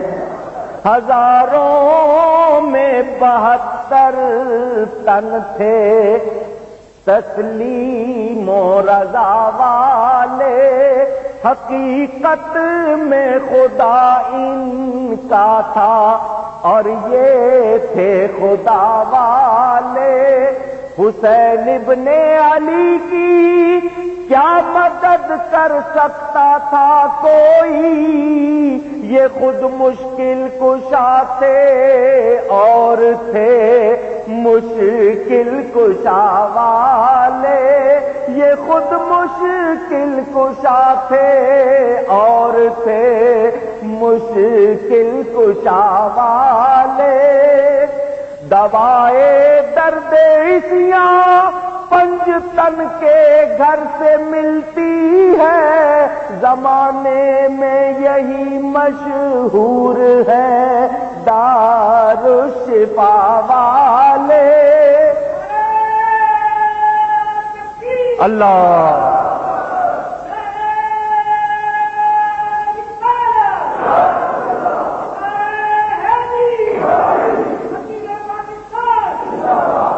کسی نے امام پاک سے پوچھ لیا آپ کون ہیں، کہاں سے آئے ہیں؟ کسی نے جب وطن پوچھا تو یوں حضرت نے فرمایا مدینے والے کہلاتے تھے اب ہیں کربلا والے، مدینے والے کہلاتے تھے اب ہیں کربلا والے۔ یہ مدینے والے اب کربلا کو بسانے کے لیے آ گئے تھے۔ سوار، پیادے کا مطلب جو پیدل اونٹ گھوڑوں پر سوار لوگ جمع ہو رہے ہیں۔ نہر فرات بہ رہی ہے، اس کے کنارے امام نے بھی ایک طرف اپنے خیمے لگا دیے۔ 22,000 کا لشکر جمع ہو گیا۔ کون آئے ہیں؟ وہی کوفہ والے۔ کون آئے؟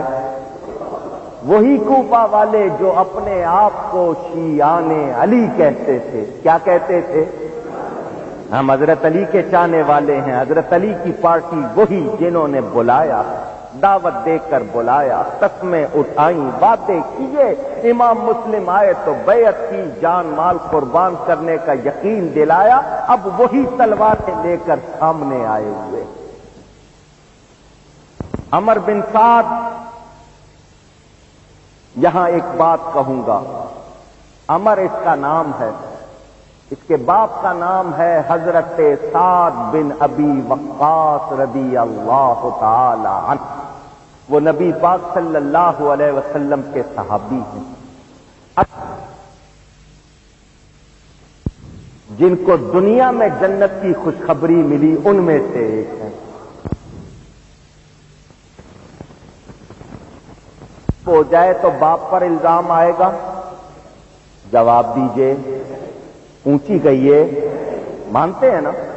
یا تو باپ بیٹے کو غلط سکھائے تب تو باپ پر الزام ہے، لیکن باپ غلط نہیں سکھا رہا، بیٹا خود گمراہ ہو رہا ہے تو باپ پر الزام آ سکتا نہیں۔ نوح علیہ السلام کا بیٹا کافر ہو گیا تو اس کی وجہ سے نوح علیہ السلام پر کوئی الزام نہیں۔ لوگ یہ کہتے ہیں دیکھو صحابی کا، تو اگر رشتے داری پر بات ہے تو شمر کون تھا؟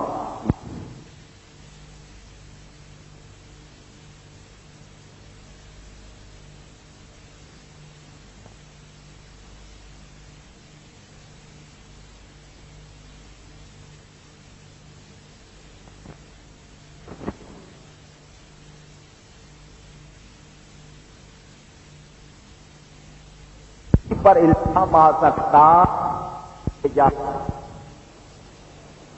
عمر بن سعد کو ابن زیاد رے جس کا نئے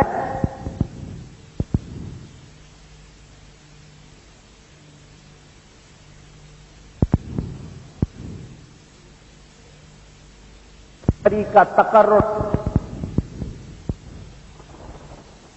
اس شخص کو تہران کا گورنر بنا دیا گیا تھا۔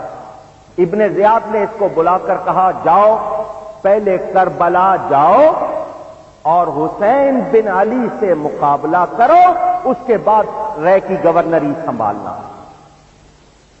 اس نے کہا جی یہ کام مجھ سے نہیں ہوگا، میرے پاس اپائنٹمنٹ لیٹر ہے، تقرر نامہ ہے گورنری کا، میں رہ جاؤں گا، میں فرزند رسول کے مقابلے پر نہیں جاؤں گا۔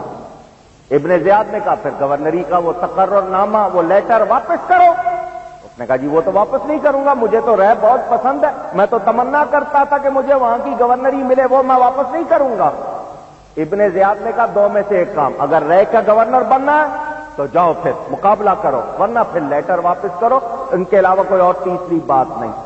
اس نے ایک رات کی مہلت مانگی، دوستوں سے مشورہ کیا،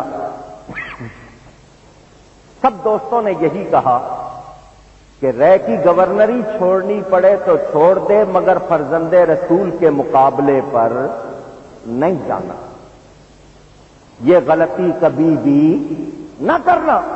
اس نے کہا بہت اچھا، جب سب کا مشورہ ایک ہے تو ٹھیک ہے۔ اس کا ایک بھانجا تھا جس کا نام تھا حمزہ بن مغیرہ. اس کو پتا چلا، وہ آیا کہنے لگا ماموں مجھے ایسی بات سننے کو ملی ہے، رے کی گورنری کیا چیز ہے، روئے زمین کی حکومت ملے تو چھوڑ دینا لیکن نواسہ رسول کے مقابلے پر نہ جانا. اس نے بھانجے کا شکریہ ادا کیا، تم نے بہت اچھا مشورہ دیا ہے، میں یہ وبال اپنی گردن پر نہیں لوں گا، تمہارا مشورہ بالکل ٹھیک ہے، میں صبح جا کر انکار کر دوں گا. ساری رات کروٹیں بدلتا رہا مگر اس کو لالچ، ہرس، طمع، گرید اس نے اندر اس کو الجھائے رکھا. یہ لالچ بہت بری بلا ہے. نبی پاک صلی اللہ علیہ وسلم فرماتے اتقوا الشح فإن الشح أهلك من كان قبلكم حملهم على أن سفكوا دماءهم واستحلوا محارمهم. مسلم شریف میں حدیث ہے کہ ہرس، لالچ، طمع سے بچو، اس نے پہلوں کو بھی ہلاک کیا ہے. یہی خون ریزی فساد کا سبب اور یہی حلال کو حرام اور حرام کو حلال بنانے والی ہے. کیونکہ جب آدمی پر طمع سوار ہو جائے پھر اس کو ہوش رہتا نہیں. یہ ابن سعد بڑے شعر پڑھتا تھا کہ مجھے رے بہت پیارا ہے، میں اس کا خواب دیکھا کرتا تھا کہ مجھے اس علاقے کی حکومت ملے، لیکن قتل حسین کی سزا وہ آگ ہے جس کے درمیان پردہ نہیں، اور رے کی حکومت میری آنکھ کی ٹھنڈک ہے، کیا لوں کیا نہ لوں. صبح یہ ابن زیاد کے دربار میں پہنچ کے کہنے لگا میں حسین کے مقابلے پر نہیں جاؤں گا. ابن زیاد نے کہا بالکل نہ جاؤ، مجبور نہیں کرتے ہیں، لاؤ گورنری کا وہ تقرر نامہ واپس کرو. کہنے لگا وہ بھی نہیں دوں گا. اس نے کہا میں تمہیں کہہ چکا ہوں ایک بات کرو. اس نے کہا ٹھیک ہے جی میں جانے کے لیے تیار ہوں. یہ رے کی گورنری کے لالچ میں نواسہ رسول کے سامنے آنے پر تیار ہو گیا. اس نے کچھ بھی سوچا، کچھ غور کیا نہیں. یہ لالچ اس کو سامنے لے آیا، اس کی بدبختی. اے ابن سعد رے کی حکومت تو کیا ملی، ظلم و جفا کی جلد ہی تجھ کو سزا ملی. دنیا پرستو دین سے منہ موڑ کر تمہیں دنیا ملی، نہ عیش و طرب کی ہوا ملی. تم نے اجاڑا حضرت زہرا کا بوستان، اب دیکھنا جہیم میں جس دم سزا ملی. رسوائے خلق ہو گئے، برباد ہو گئے، مردود و تم کو ذلت ہر دو سرا ملی. انہوں نے دنیا کی خاطر دین کو چھوڑا، دین بھی ان کے ہاتھ آیا نہیں. عمر بن سعد، حسین بن نمیر، خولی بن یزید، شبس بن ربعی، شمر دل جوشن، یہ بڑے بڑے سالار کمانڈر بن کر آ گئے، بڑے بڑے اشقیاء آ گئے. ابن سعد نے چند آدمیوں کو بلا کے کہا جاؤ نواسہ رسول کے پاس جاؤ، میرا پیغام دو، میں ان سے ملاقات کرنا چاہتا ہوں، بات کرنا چاہتا ہوں. جس کو بلایا وہ کہتا میں کیسے جاؤں، میں نے تو خود خط لکھا تھا، میں تو ان کے پاس خود گیا تھا بلانے کے لیے، اب کیا منہ لے کے جاؤں گا. اندازہ کریں اب وہی لوگ سامنے آئے ہوئے ہیں. وہ کہتے تھے شرم آتی ہے ہمیں، ہم کیا ان کا منہ لے کر سامنے جائیں. امام علی مقام نے میدان میں ایک خطبہ پڑھا، میں وہ خطبہ آپ کو سنانا چاہتا ہوں. دل کے کانوں سے یہ خطبہ سننا.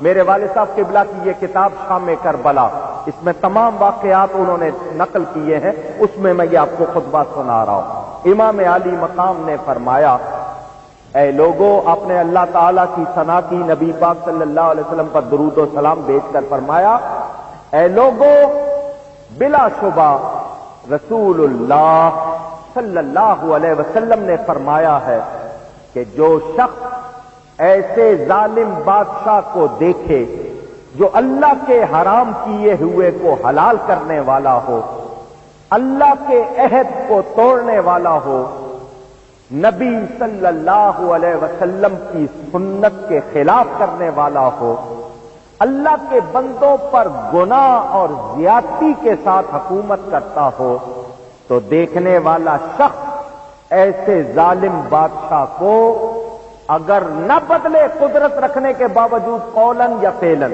ہاتھ سے روکے اس کو یا زبان سے اس کے خلاف بات کرے، اگر ایسا نہیں کرے گا دیکھنے والا، تو اللہ تعالی کو حق پہنچتا ہے کہ اس دیکھنے والے شخص کو بھی اس بادشاہ کے مدخل، یعنی جہاں بادشاہ داخل کیا جائے گا دوزخ میں، وہاں اس دیکھنے والے کو بھی داخل کر دے۔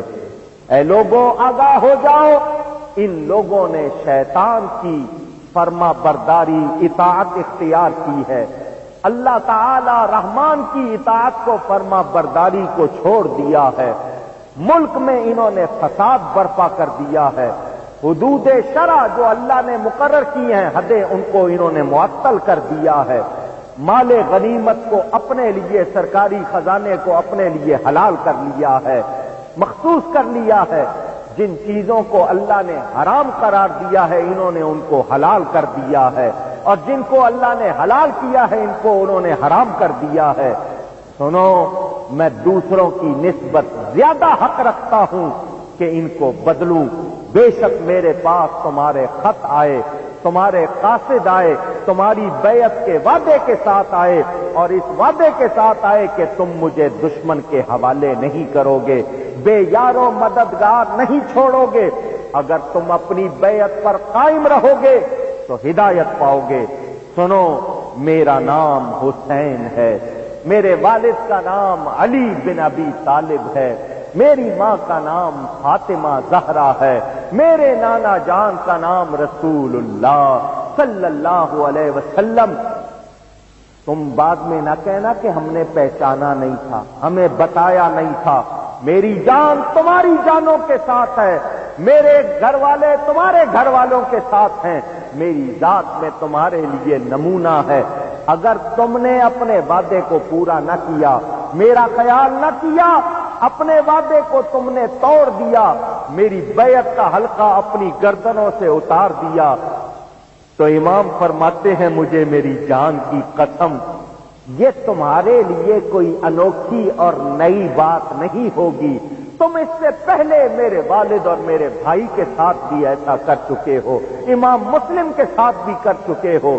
وہ فریب خوردہ ہے جو تمہارے دھوکے میں آ گیا، تم بد نصیب ہو، تم نے اپنے حصے کو ضائع کر دیا ہے، اور جس نے اپنے وعدے کو توڑا اس کا وبال اس کی گردن پر ہے، اور مجھے تو اللہ تم سے ان قریب بے نیاز کر دے گا۔ میں پوچھنا چاہتا ہوں، اس خطبے کا ایک ایک حرف نہیں بتاتا کہ امام کا مقصد کیا ہے؟ کیا امام کے بارے میں اب بھی کوئی شبہ رہ جاتا ہے؟ وہ بتا رہے ہیں کہ یزید نے کیا کیا ہے، شراب اس نے حلال کر دی ہے، ناچ گانا حلال کر دیا ہے، کتابوں میں تو یہاں تک لکھا کہ اس کے عہد میں بہنوں نے بھائیوں سے نکاح کرنے شروع کر دیے تھے۔ اس شخص نے کیا کیا کیا؟ حضرت حنظلہ جو نبی پاک کے صحابی، وہ صحابی جن کو فرشتوں نے غسل دیا تھا، ان کے بیٹے حضرت عبداللہ کا بیان میرے والد صاحب کی کتاب امام پاک اور یزید پلید میں آپ پڑھے، اس میں ان صحابی کے بیٹے کا بیان ہے کہ یزید نے ایسے کام کیے کہ ہمیں خوف تھا کہ آسمان سے پانی کی بجائے پتھر نہ برسنے لگ جائے۔ صحابی کے بیٹے کا بیان ہے، تو کیا اس کے بعد بھی لوگ یزید کو اچھا سمجھ سکتے ہیں؟ پوچھ رہا ہوں آپ سے، آج لوگ پتہ نہیں کہاں سے اٹھائے ہیں یزید کے حامی، ان کو شرم آنی چاہیے۔ جو میرے نبی کو اذیت پہنچائے گا وہ دنیا و آخرت میں تباہ و برباد ہوگا، اس کے لیے عذاب علیم ہے اور کچھ بھی نہیں۔ امام عالی مقام نے تقریر فرماتے ہوئے ابن سعد کو 3 شرطیں پیش کی.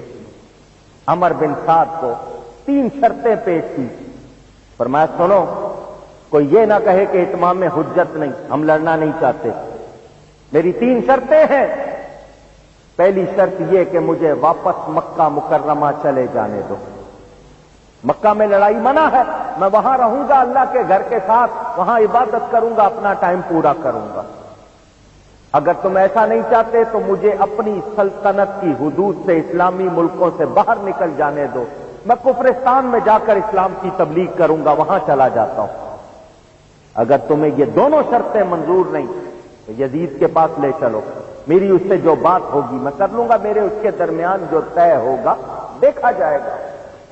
عمر بن سعد کہنے لگا یہ تینوں شرطیں بہت اچھی ہیں، ان میں سے کوئی ایک ضرور مان لی جانی چاہیے، اس طرح ہم جنگ سے بچ جائیں گے. وہ یہ تینوں شرطیں لے کر ابن زیاد کے پاس گیا. ابن زیاد نے بھی جب شرطیں سنی تو تھوڑا سا نرم پڑا کہ واقعی شرطیں اچھی ہیں. اس کے پاس بیٹھا ہوا تھا شمر. وہ کہنے لگا بات یہ ہے، یہ عمر بن سعد حسین سے لڑنا نہیں چاہتا، اس لیے یہ ان کے اور ہمارے درمیان صلح کی باتیں کر رہا، ایسے بہانے ڈھونڈ رہا ہے کہ صلح ہو جائے، یہ اصل میں لڑنا نہیں چاہتا. اب چونکہ نواسہ رسول ہمارے شکنجے میں، نرغے میں آ گئے ہیں، وہ بھاگ نکلنا چاہتے ہیں اور یہ ان کو نکلنے کا موقع دے رہا ہے. آپ اس کی جگہ مجھے کمانڈر ان چیف بنائیے، مجھے جرنیل بنائیے، پھر دیکھیے کیا کرتا ہوں. اس نے ایسی باتیں کی، ابن زیاد اس کے کہنے میں آ گیا اور اس نے کہا نواسہ رسول سے کہو پہلے میری بیعت کریں اور ساتھ یزید کی بیعت کا اعلان کریں تو ٹھیک، ورنہ ہم ان کو چھوڑنے والے نہیں. اس نے حکم دیا ان پر سختی کر دی جائے، پانی بند کر دیا جائے، ان کے لیے سہولتوں کو ختم کر دیا جائے. عمر بن سعد نے شمر کو برا بلا کہا کہ اگر ان شرطوں میں سے کوئی بات مان لی جاتی تو کیا برا تھا، ہم لڑائی سے بچ جاتے اور نواسہ رسول کے خون کو اپنی گردن پر نہ لیتے. لیکن اگر تو یہ چاہ رہا ہے کہ تجھے موقع ملے تو میں تجھے موقع نہیں دوں گا. اس کو اللہ نے پھر موقع دیا تھا، یہ پھر بھی سنبھلا نہیں. عمر بن سعد نے واپس آ کر 7 محرم کی صبح سے نہر فرات پر 4000 افراد مقرر کر دیے اور ان کو یہ حکم دے دیا جانور پانی پی لیں، پرندے پانی پی لیں، اونٹ گھوڑے پی لیں، کافر پی لیں، مشرک پی لیں، مگر آل رسول کو یہ پانی نہ دے. اندازہ کریں بدبختی کا. حاکم کا حکم یہ تھا کہ پانی بشر پیئیں، گھوڑے پیئیں، اونٹ پیئیں، اہل ہنر پیئیں، سب پیئیں، چرندو پرند منع تم نہ کیجیو، مگر ایک فاطمہ کے لال کو پانی نہ دیجیو. معاذ اللہ، کیسی بات ہے. امام علی مقام نے ان کو پھر کہا ہمارے ساتھ عورتیں ہیں، بچے ہیں، تم ہزاروں کی تعداد میں ہو، ہم چند افراد ہیں، اس کے باوجود تم ایسا ظلم کر رہے ہو، پانی پی کر بھی ہم تمہارا مقابلہ نہیں کر سکتے. سنو، ہم نے تم میں سے کسی کو قتل نہیں کیا جس کا تم نے ہم سے بدلہ لینا ہے. کسی مسلمان کو قتل کرنا گناہ عظیم ہے.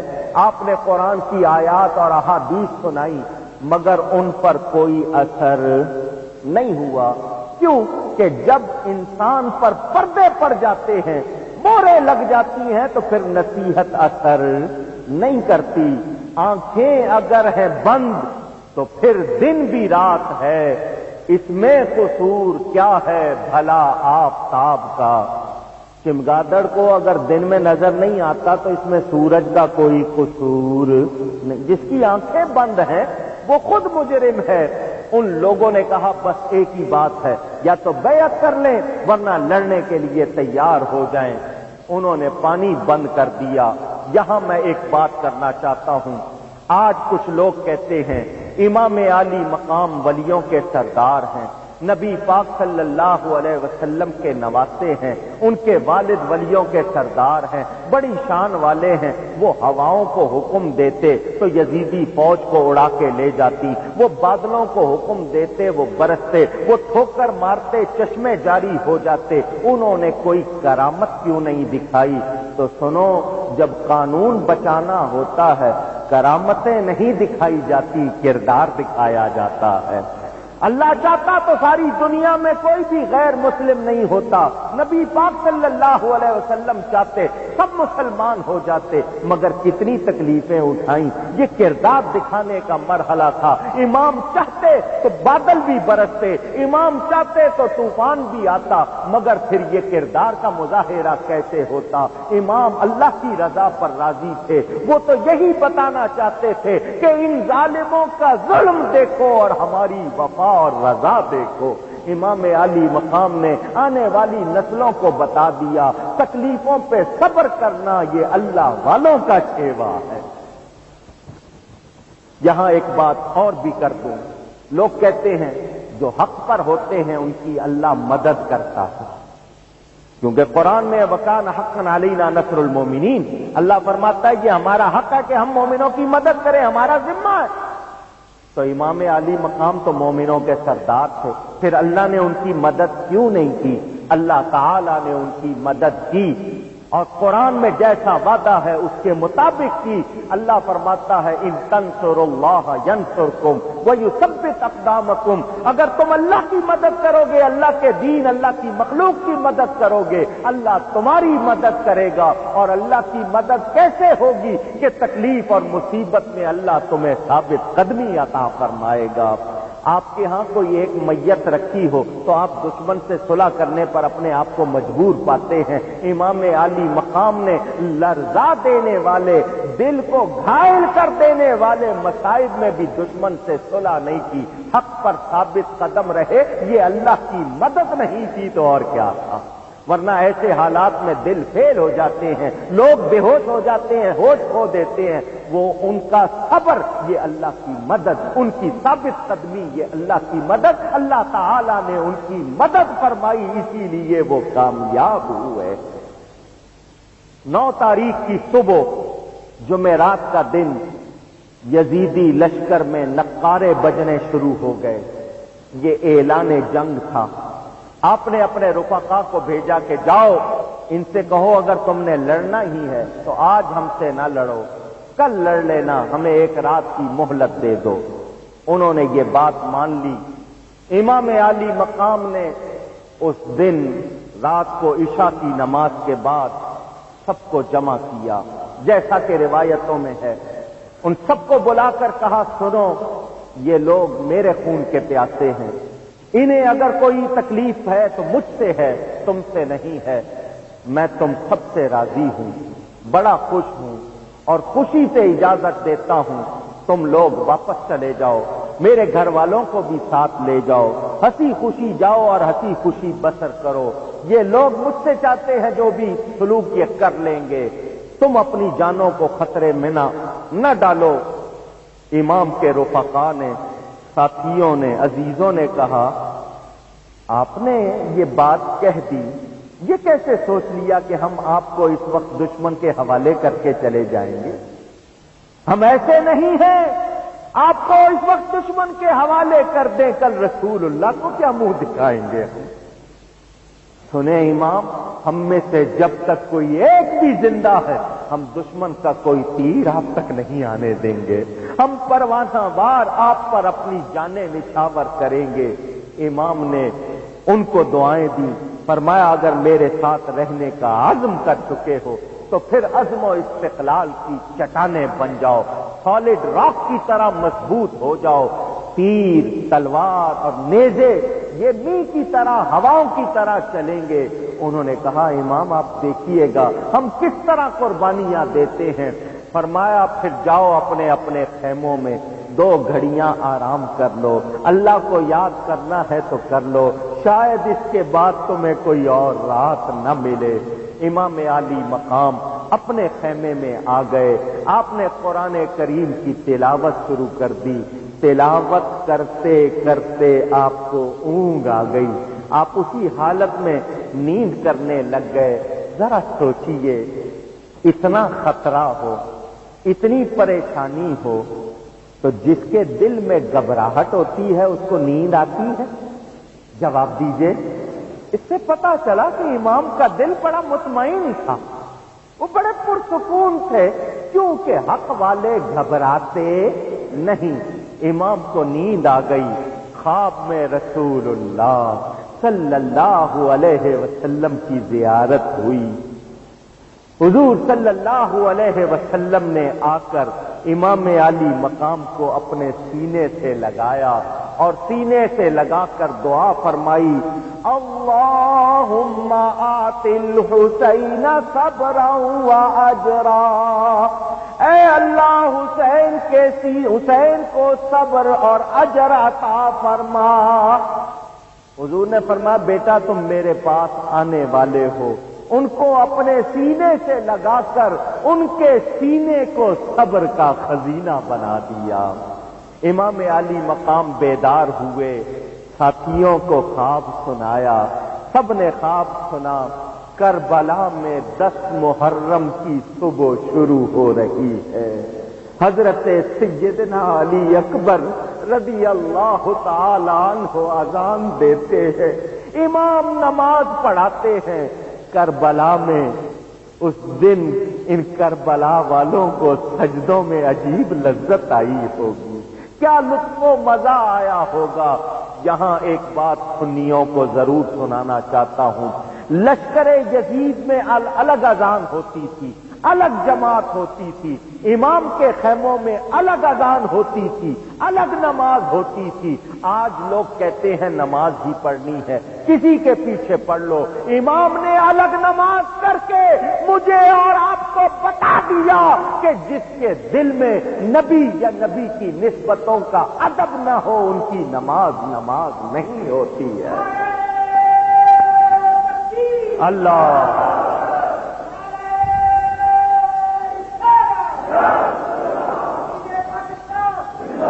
جس کا عقیدہ درست نہیں ہے اس کی نماز ہو سکتی نہیں۔ امام عالی مقام فجر کی نماز کی امامت کرتے ہیں، کربلا میں آپ کے رفقا آپ کے پیچھے نماز پڑھتے ہیں۔ امام نے دعائیں فرمائیں، ادھر یزیدی لشکروں میں پھر لقارے بج رہے ہیں۔ محرم کی صبح سورج طلوع ہو رہا ہے، 10 محرم جمعہ کا دن ہے، 61 ہجری ہے۔ نبی پاک صلی اللہ علیہ وسلم کو دنیا سے پردہ کیے صرف 50 برس گزرے۔ سجدوں سے نمازوں سے یہ رفعت کی سحر ہے، رونے کی تذلل کی عبادت کی سحر ہے۔ ہائے یہ سحر رنج و مصیبت کی سحر ہے، عاشور محرم ہے، شہادت کی سحر ہے۔ لٹنے کا تباہی کا پریشانی کا دن ہے، اولاد پیغمبر کی یہ قربانی کا دن ہے۔ امام عالی مقام نے دعا کی، وہ صبر دے الہی جس میں خلل نہ آئے، تیروں پہ تیر کھاؤں ابرو پہ بل نہ آئے۔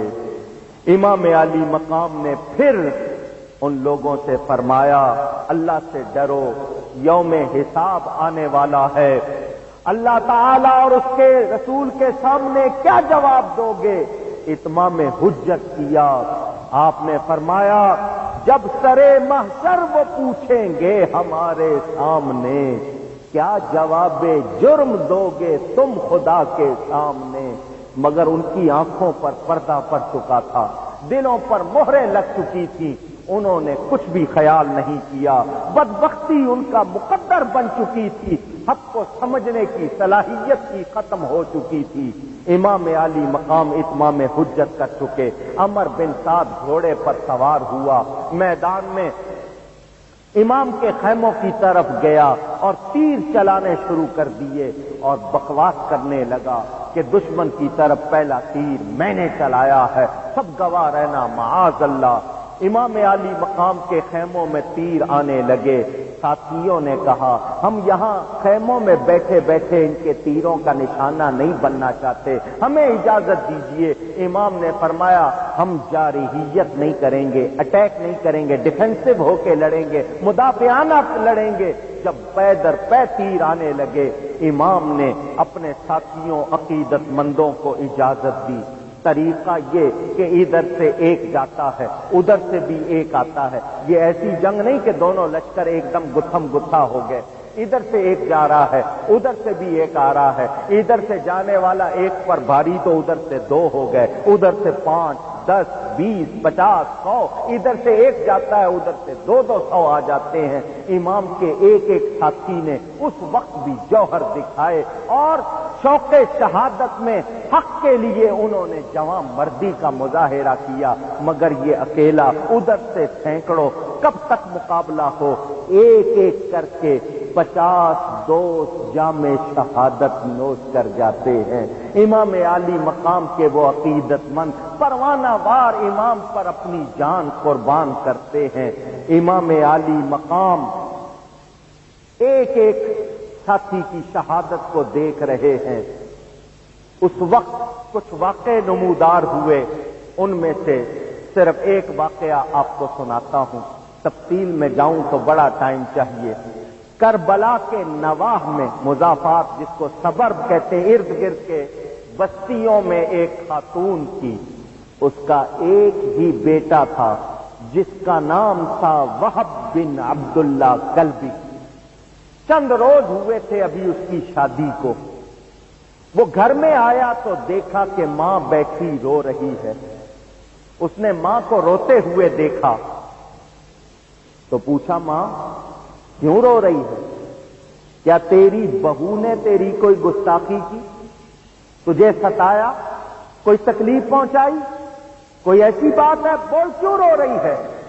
ماں نے کہا بیٹا بہو نے مجھے کوئی تکلیف نہیں پہنچائی، کوئی اذیت نہیں دی، میں تو کسی اور وجہ سے رو رہی ہوں۔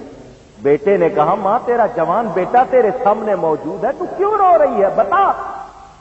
اس نے کہا بیٹا مجھے رونا اس بات کا ہے، مجھے پتا چلا ہے کہ نواسہ رسول سیدنا حسین بن علی رضی اللہ تعالی عنہما اس وقت کربلا میں یزیدی فوج کے نرغے میں ہیں، ہزاروں لوگوں نے ان کو گھیر رکھا ہے اور ان کو معاذ اللہ قتل کرنا چاہتے ہیں۔ بیٹا میں یہ سوچ رہی ہوں اس وقت میں نواسہ رسول کی کیا خدمت کر سکتی ہوں، میں تمہاری طرف دیکھتی ہوں، تم میرے جوان اکلوتے بیٹے ہو، کیا تم ماں کو خوش کرنا چاہو گے؟ نہیں نہیں، صرف ماں کو نہیں بیٹا رسول اللہ کو خوش کرنا چاہو گے؟ نہیں نہیں، تم اللہ کو خوش کرنا چاہو گے تو اس وقت اگر مجھے اور اللہ رسول کو خوش کرنا چاہتے ہو تو بیٹا اپنی جان نواسہ رسول پہ قربان کر دو۔ بیٹے نے کہا ماں تجھے پتا ہے میری شادی کو ابھی چند دن ہوئے ہیں، مہینہ بھی نہیں گزرا، میں اپنی بیوی سے ذرا پوچھ لوں، بات کر لوں۔ ماں نے کہا بیٹا دیکھنا بیوی کی باتوں میں آ کر کہیں اپنے اندر کوئی تبدیلی نہ لے آنا، یہ موقع پھر کبھی نہیں ملے گا، بیویاں لاکھ مل جائیں گی یہ موقع دوبارہ ہاتھ نہیں آئے گا، یہ سعادت پھر نہیں مل سکے گی۔ اس نے کہا ماں ذرا تسلی کرو، مجھے بات تو کر لینے دو۔ بیٹا اپنی بیوی کے پاس گیا، واقعہ سنایا۔ بیوی نے کہا پوچھنے کی کیا ضرورت ہے، یہ ایسی بات ہے جس میں اجازت نہیں لی جاتی، جس میں پوچھا نہیں جاتا۔ سنو میں تمہیں تنہا نہیں جانے دوں گی، میں بھی تمہارے ساتھ جاؤں گی، اگر تم ان پر اپنی جان قربان کرو گے تو میں رسول زادیوں کی خدمت میں اپنا وقت گزاروں گی، اللہ کی بارگاہ میں پیش ہو کر کہوں گی کہ میں وہ ہوں جس نے اپنا دولہا قربان کیا ہے۔ بیٹا خوشی خوشی ماں کے پاس آیا. اماں تم تو سوچ رہی تھی کہ میری بیوی شاید مجھے روک لے گی. وہ مجھے کیا روک رہی ہے, وہ تو میرے ساتھ جانے کو تیار ہے. وہ تو رسول زادیوں کی خدمت کا جذبہ رکھتی ہے. ماں نے کہا بیٹا جب تم دونوں جا رہے ہو میں یہاں کیوں رہوں گی, میں بھی ساتھ چلتی ہوں. ادھر انہوں نے اپنے گھر کا دروازہ بند کیا, ادھر اللہ نے فرشتوں کو ان کے لیے جنت کے دروازے کھولنے کا حکم دے دیا. میرے دوستوں اور بزرگوں, یہ سب کی ماں اپنے بیٹے اور بہو کو لے کر امام کے پاس آئی. یہ پانی بھی نہیں لا سکتی تھی کیونکہ ہر طرف فوجی تھے. آئی, آ کر سلام کیا اور کہا میرا یہ ایک ہی بیٹا ہے, اگر میرے پاس اور ہوتے میں قربان کرتی. میں اس کو لے کر آئی ہوں, اسے اپنی بارگاہ میں قبول فرمائیں اور اسے خود پر قربان ہونے کا موقع دیں. آپ نے وہب کو قریب بلایا, سینے سے لگایا, فرمایا اگر تم آل رسول پر اپنی جان قربان کرنا چاہتے ہو تو تمہارا یہ جذبہ تمہیں مبارک. وہب تم ایسے ٹائم میں ہمارے پاس آئے ہو کہ ہم اس وقت تمہیں پانی بھی نہیں پلا سکتے, مگر وہب تجھ سے وعدہ کرتے ہیں کل قیامت کے دن کوثر کا جام خود بعد میں پیئیں گے, تجھے پہلے پلائیں گے.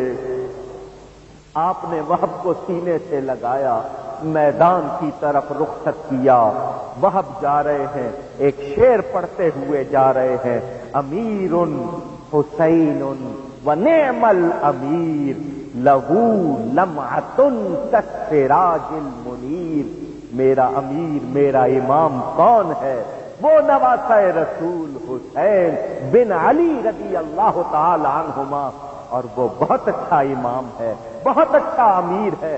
تم اس کے چہرے کو دیکھو تو ایسے لگے جیسے چمکانے والا آفتاب ہے, چمکتا ہوا آفتاب ہے. میدان میں گئے, یہ 3 دن کے پیاسے نہیں تھے. مقابلہ کیا مگر یہ تنہا کب تک لڑتے. زخموں سے چور چور ہو کر جام شہادت نوش کر گئے. اندر خیموں میں آواز گئی کہ وہب بھی قربان ہو گئے. ان کی بیوی, جوان بیوی تڑپ کر نکلی, شوہر کے لاشے کے قریب گئی اور جا کر اس نے کہا وہ بدبخت ہے جس نے تجھ کو مارا ہے اور تو نیک بخت ہے, اچھوں پر قربان ہوا ہے. ایک ظالم یزیدی کھڑا تھا, وہ اس کے یہ لفظ برداشت نہ کر سکا. اس نے اس کے سر پر زور سے ڈنڈا مارا, اس کا سر پھٹا. شوہر کے ساتھ یہ بھی جام شہادت نوش کر گئی. امام علی مقام سوار ہوئے, سواری پر بیٹھ کر یزیدی لشکر کے سامنے گئے. فرمایا ہے کوئی آل رسول کی مدد کرنے والا؟ حل من مغیث یغیثنا, ہے کوئی اہل بیت نبوت پر اپنی جان قربان کر کے جنت میں جانے والا؟ توجہ, آپ یہ سوچیں گے کہ امام مدد مانگ رہے ہیں. سنو, امام کے ساتھ اللہ کی مدد تھی. امام مدد مانگنے بظاہر نہیں گئے تھے, وہ ان پر اتمام حجت کے لیے گئے تھے. ان کو پتا رہے, بار بار ان کو پیغام دیا جا رہا تھا تاکہ وہ کل کو یہ نہ کہیں کہ ہمیں سکھایا نہیں گیا تھا, بتایا نہیں گیا تھا. امام علی مقام نے اعلان فرمایا, حر بن یزید ریاحی, وہی شخص جو پہلے 1000 کے ساتھ آپ کو گرفتار کرنے کے لیے گیا تھا, اپنی گھوڑے پر, اپنی سواری پر بڑا بے چین, مضطرب, بے قرار. اس کے ساتھی نے کہا کیا بات ہے, تو پریشان لگ رہا ہے. حر نے کہا کیا کہوں, میرے ایک طرف جنت ہے, ایک طرف دوزخ ہے. ایک قوت مجھے جنت کی طرف کھینچ رہی ہے, ایک مجھے دوزخ کی طرف کھینچ رہی ہے. میں پریشان ہوں کدھر جاؤں. یہ کہہ کر اس نے اپنے گھوڑے کو ایڑ لگائی اور کہا ہو سکے تو جنت میں ہی جانا چاہیے. نکل کر لشکر آدا سے مارا حر نے یہ نعرہ, نکل کر لشکر آدا سے مارا حر نے یہ نعرہ, کہ دیکھو یوں نکلتے ہیں جہنم سے خدا والے، کہ دیکھو یوں نکلتے ہیں جہنم سے خدا والے۔ ایک آدمی کے سے کوئی فرق آ گیا؟ جواب دیجئے۔ اور ایک ہی تھا نا، ایک نکل کے آیا،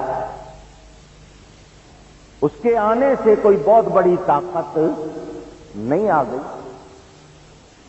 ایک آدمی کے آنے سے کوئی بہت بڑا مسئلہ حل نہیں ہوا۔ اصل بات کیا تھی؟ امام نے اعلان کیوں کیا؟ بات یہ تھی کہ حور تھا جنتی کھڑا تھا دوزخیوں میں۔ کون تھا؟ جنتی تھا کھڑا تھا نیک بخت کھڑا تھا بدبختوں میں، سعید تھا شقیوں میں کھڑا تھا۔ امام کی نظر نے دیکھا، امام نے اعلان فرمایا، امام کا اعلان کرنا بنیاد بن گیا اور اس کو موقع مل گیا۔ وہ آ گیا، آ کر کہنے لگا اے امام، میں ہی وہ شخص ہوں جو سب سے پہلے آپ کو گرفتار کرنے کے لیے آیا۔ مجھے نہیں پتا تھا ان لوگوں کی شقاوت، بدبختی اور شیطنت اس حد کو پہنچ جائے گی۔ میں تو یہ سمجھتا تھا جس طرح امیر معاویہ اور آپ کے والد میں صلح ہو گئی تھی، آپ کے بھائی اور امیر معاویہ میں صلح ہو گئی تھی، آپ کی اور ان کے درمیان بھی کوئی صلح ہو جائے گی، مگر یہ تو آپ کی جان کے دشمن ہو گئے، خون کے پیاسے ہو گئے، پانی بھی بند کیا ہوا ہے انہوں نے۔ اب تک تو مجھ سے خطا ہوئی، اگر میں توبہ کر کے اپنی جان آپ پر قربان کروں تو کیا آپ کے نانا کی شفاعت مجھے مل جائے گی؟ امام عالی مقام نے فرمایا میرے نانا جان، رسول اللہ صلی اللہ علیہ وسلم کا ارشاد ہے التائب من الذنب کمن لا ذنب لہ، جو گناہوں سے سچی توبہ کر لے وہ ایسا پاک ہو جاتا ہے جیسے اس نے گناہ کیا ہی نہیں۔ اگر تم نے سچی توبہ کر لی ہے، تم ہم پر اپنی جان قربان کرنا چاہتے ہو تو ضرور نانا جان کی شفاعت تمہیں ملے گی۔ حور نے کہا آپ میرے لیے دعا کیجئے، میں آپ پر اپنی جان قربان کرنے جا رہا ہوں۔ حور مجاہد تھے، دلیر تھے، یزیدی لشکر کے سامنے آئے۔ سنو بدبختو، کس کے سامنے تلواریں لے کر کھڑے ہو؟ تیر کمان نیزے لے کے کس کے مقابلے پر آئے ہو؟ اسی کے نانا جان کا کلمہ پڑھتے ہو، تم ان کو قتل کرنا چاہتے ہو؟ سنو یہ اتنے کریم ہیں، میں گیا ہوں معافی مانگی ہے، مجھے معافی مل گئی ہے، آؤ تم بھی معافی مانگ لو۔ عمر بن سعد کہنے لگا یہ ہمارا کمانڈر تھا، سالار تھا، دشمنوں باغیوں معاذ اللہ ان سے مل گیا ہے، اس کو پکڑ لو، اس کے گرد گھیرا ڈال دو، اس پہ تیروں کا میہ برسا دو۔ حور نے بھی مقابلہ کیا، شاہد تھے، اتنا سخت مقابلہ کہ جو آگے آئے ان کو دوڑاتے ہوئے دور تک لے گئے، مگر اکیلے تھے، کب تک مقابلہ کرتے؟ ان کو کاٹتے رہے خود زخموں سے چور ہو کر۔ جب گھوڑے سے گر رہے تھے تو کہہ رہے تھے حسین اب تو تیرے نانا کی شفاعت نصیب ہو ہی جائے گی، اب تو یہ قربانی قبول ہو ہی جائے گی۔ آج تک حور کا مزار دور ہے کیونکہ وہ دور تک ان کو گھسیٹتے ہوئے لے گئے تھے۔ حور کی شہادت کے بعد اب کوئی اور نہیں ہے جو اپنی جان قربان کرے، اب صرف گھر والے رہ گئے ہیں۔ آئے ہیں اب میدان میں علی مرتضیٰ کے پھول، زہرا بطول اور چمن مصطفیٰ کے پھول، ان کی وفا صبر و رضا حق پر ثبات سے ہر دم ہے تازہ گلشن دین میں وفا کے پھول، حوریں جنا سے آئیں ملک آئے عرش سے لے کر خدا کی طرف سے صلی علی کے پھول، ہوشیار اہل بیت کی لاشوں سے اے زمین کملا نہ جائیں، یہ ہے رسول خدا کے پھول۔ حضرت امام مسلم کے بیٹے عبداللہ آگے بڑھے، چچا جان مجھے اجازت دیجیے، میں جاؤں گا ان یزیدیوں سے لڑوں گا۔ امام نے بھتیجے کو رخصت کیا، اس اکیلے نے 90 یزیدیوں کو مارا، لیکن وہ اکیلا کب تک لڑتا؟ پروانہ وار اس نے بھی اپنی جان امام پاک پر قربان کی۔ ایک امام ہیں، دوڑ دوڑ کر جاتے ہیں، ایک ایک عزیز کی دوست کی کٹی پھٹی لاش اٹھا کر لاتے ہیں، خیموں کے پاس رکھتے ہیں۔ حضرت عقیل کے فرزند حضرت مسلم بن عقیل کے بھائی آگے بڑھے، جعفر بن عقیل، عبد الرحمن بن عقیل، انہوں نے اجازت لی، امام نے ان کو بھی رخصت کیا، وہ میدان میں گئے اور یزیدیوں سے مقابلہ کیا۔ انہوں نے ثابت کیا ہماری رگوں میں خاندان رسول کا خون ہے، مگر یہ دو تھے، ان کے مقابلے پر وہ سینکڑوں کی تعداد میں ان پر تیروں کا میہ برسا رہے تھے۔ یہ دونوں بھی جام شہادت نوش کر گئے۔ امام علی مقام کے سامنے آپ کے بھائی آئے، حضرت علی مرتضیٰ کے فرزند آئے، آپ نے ان میں سے حضرت عباس کو روک لیا۔ 4 بھائیوں کو، حضرت ابو بکر بن علی، حضرت عمر بن علی، حضرت عثمان بن علی اور حضرت جعفر بن علی کو اجازت دی۔ یہ چاروں میدان میں گئے، یہ شیر خدا کے بہادر فرزند تھے۔ انہوں نے 113 یزیدیوں کو مارا اور کاٹا، سینکڑوں کو زخمی کیا، مردانہ وار مقابلہ کیا، مگر یہ بھی جام شہادت نوش کر گئے۔ امام علی مقام بھائیوں کے لاشیں بھی اٹھا کے لا رہے ہیں، خیموں کے پاس رکھ رہے ہیں۔ میں بیان کر رہا ہوں، آپ سن رہے ہیں، ہمیں اس وقت کا اندازہ نہیں ہے کیا کیفیت تھی ان لوگوں کی۔ ارے وہ اللہ والے تھے، وہ سراپا تسلیم و رضا تھے۔ امام کے سامنے ایک دل ہلا دینے والا منظر ہے، ہلا دینے والا ہے۔ آپ کے بھتیجے حضرت حسن ابا کی آنکھوں کے تارے نگاہوں کے سامنے، ہمیں بھی اجازت دیجیے، بھی جائیں گے، ان دشمنوں سے مقابلہ کریں گے، آپ پر اپنی جان قربان کریں گے۔ ان میں ایک 19 سال کا جوان ہے جس کا نام قاسم ہے۔ یہ وہ ہے جس کی منگنی، جس کی نسبت امام کی بیٹی حضرت سکینہ سے ہوئی ہے۔ فرمایا میرے بھائی حسن مجتبیٰ کی خواہش تھی، آرزو تھی کہ تمہاری شادی بیٹی سے ہو، میرے بعد میری بیٹی سے نکاح کر لینا، ہنسی خوشی بسر کرنا، میرے بھائی کی تمنا کو پورا کرنا۔ حضرت قاسم کہہ رہے تھے چچا جان، میرے بابا جان نے مجھے ایک وصیت لکھ کر دی تھی، میں نے اس کو بطور تعویذ اپنے پاس محفوظ رکھا۔ میرے بابا کا حکم تھا جب کوئی بہت مشکل وقت آئے اس کو کھول کے پڑھنا اور اس پر عمل کرنا۔ آج جیسا مشکل وقت اور کون سا ہوگا، میں نے اس کو کھولا اور پڑھا ہے، اس میں میرے بابا نے لکھا ہے قاسم بیٹا، ایک دن میرا بھائی حسین یزیدیوں میں گھر جائے گا، اس دن میرے بھائی پر اپنی جان قربان کر دینا۔ چچا جان مجھے قیدی بنا کر دشمنوں کے حوالے نہ کیجیے، اپنے ہاتھ سے جنت کا دولہا بنا کر رخصت کیجیے۔ امام نے نہ بیٹی کے مستقبل کو دیکھا، نہ جوان بھتیجے کی جوانی کو دیکھا، ارے دیکھا تو صرف یہ دیکھا کہ وہ پرچم جو نانا جان نے اونچا کیا وہ نیچے نہ ہونے پائے۔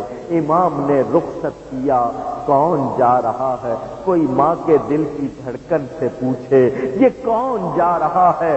حضرت قاسم بھی میدان میں پہنچے۔ فرمایا یہ کوئی طریقہ نہیں ہے، ہمارا ایک آتا ہے اور تم سینکڑوں کی تعداد میں اس پر ٹوٹ پڑتے ہو، تم میں ہے کوئی جو تنہا میرا مقابلہ کرے؟ عمر بن سعد نے اپنے جوانوں کو کہا یہ علی کا پوتا ہے، بہادر ہے، کوئی ہے جو اس کا مقابلہ کرے؟ ارزق ایک پہلوان تھا، اس کے بارے میں مشہور تھا کہ وہ اکیلا 1000 سے لڑتا تھا۔ اس کے بارے میں یہ مشہور تھا کہ یہ اکیلا 1000 آدمی سے مقابلہ کرتا ہے۔ عمر بن سعد نے کہا جاؤ اس سے مقابلہ کرو۔ ارزق آپ نے تو میری عزت نہیں کی، میں 1000 سے مقابلہ کرنے والا پہلوان ہوں اور آپ مجھے اس کے مقابلے پر بھیج رہے ہیں۔ آپ کی فوج میں میرے 4 بیٹے ہیں، میرا ایک ہی بیٹا اس کے لیے کافی ہوگا۔ اس نے اپنے ایک بیٹے کو اشارہ کیا، جاؤ مقابلہ کرو۔ اس کے بیٹے کے پاس بڑا شاندار گھوڑا تھا، بہت عمدہ تلوار تھی، سامنے آیا۔ مقابلے کا طریقہ یہ ہوتا ہے کہ ایک وار کرتا ہے پھر دوسرے کو وار کا موقع دیتا ہے۔ اس نے وار کیا، آپ نے اس کے وار کو بڑی پھرتی سے روکا، فرمایا میری باری ہے۔ آپ نے تلوار اس طرح سے گھمائی کہ اس کے 2 ٹکڑے ہو گئے۔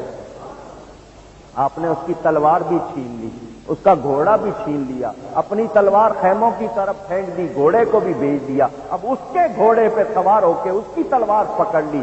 ارزق کا دوسرا بیٹا آیا، آپ نے اسے بھی ایک ہی وار میں ختم کر دیا۔ تیسرا آیا، چوتھا آیا، چاروں تڑپ رہے تھے۔ ارزق کی آنکھوں میں تو دنیا اندھیر ہو گئی، اس کی زندگی کی کمائی لٹ گئی۔ اس کے 4 جوان بیٹے اس کے سامنے تڑپ رہے تھے۔ وہ فخر و غرور کے کلمے کہتے ہوئے، دور سے تلوار گھماتے ہوئے غیظ و غضب کا پتلا بن کے آ رہا تھا۔ الحرب خدعۃ، جنگ ایک داؤ ہے۔ آپ نے داؤ چلا، فرمایا تجھے تو اپنے گھوڑے کی زین تک کسنی نہیں آتی، گالیاں دے رہا ہے کہ میں بڑا پہلوان ہوں، گھوڑے کی زین تک تو کسنی نہیں آتی۔ اس کی ذرا سی توجہ ہٹی، آپ نے تلوار چلائی، اس کو بھی 2 ٹکڑے کر دیا۔ اب تو کسی اور کی جرأت نہیں ہو رہی کہ سامنے آئے، کوئی آ کے مقابلہ کرے۔ عمر بن سعد نے کہا اب انہیں موقع نہ دو، ان کے گرد گھیرا ڈال دو، اب اس کو موقع نہ دینا۔ اس نے ہمارے 5 مجاہدوں کو، 5 ہمارے جوانوں کو اور دلیروں کو مار دیا ہے۔ ان لوگوں نے آپ کے گرد گھیرے ڈال دیے، تیروں کے می برسا دیے، نیزوں سے آپ کو گھائل کیا، تلواریں چلائیں۔ امام قاسم مقابلہ کر رہے ہیں، مگر کب تک مقابلہ کرتے؟ آخر زخموں سے چور چور ہو کر جب سواری سے گرائے جانے لگے، آپ نے چچا جان کو پکارا، چچا جان آئیے مجھے پکڑیے، یہ مجھے کاٹتے ہیں۔ نیزے سے اچھال کے انہوں نے گرا دیا تھا۔ امام عالی مقام دوڑتے ہوئے آئے، جوان بھتیجے کے پاس آئے اور آ کر دیکھا تو بھتیجا خاک و خون میں تڑپ رہا ہے۔ امام نے جو کہا شاعر ترجمانی کرتا ہے، ہائے جنت کو تم بھی سدھارے،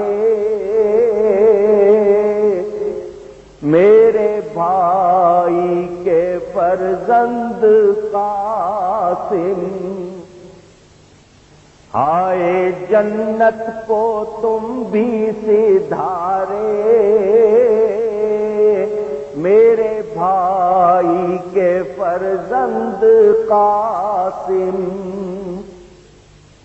داغ فرقت ہے دل پہ ہمارے، میرے بھائی کے فرزند قاسم، کاش تم ساتھ میرے نہ آتے، ہو کے رخصت نہ میدان کو جاتے، بھوکے پیاسے نہ میدان کو جاتے، میرے بھائی کے فرزند قاسم،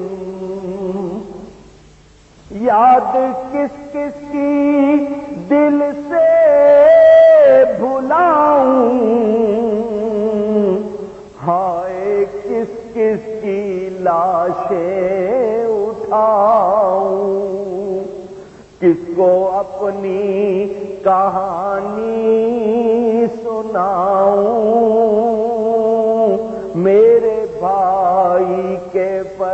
فرزند قاسم، ہائے جنت کو تم بھی سدھارے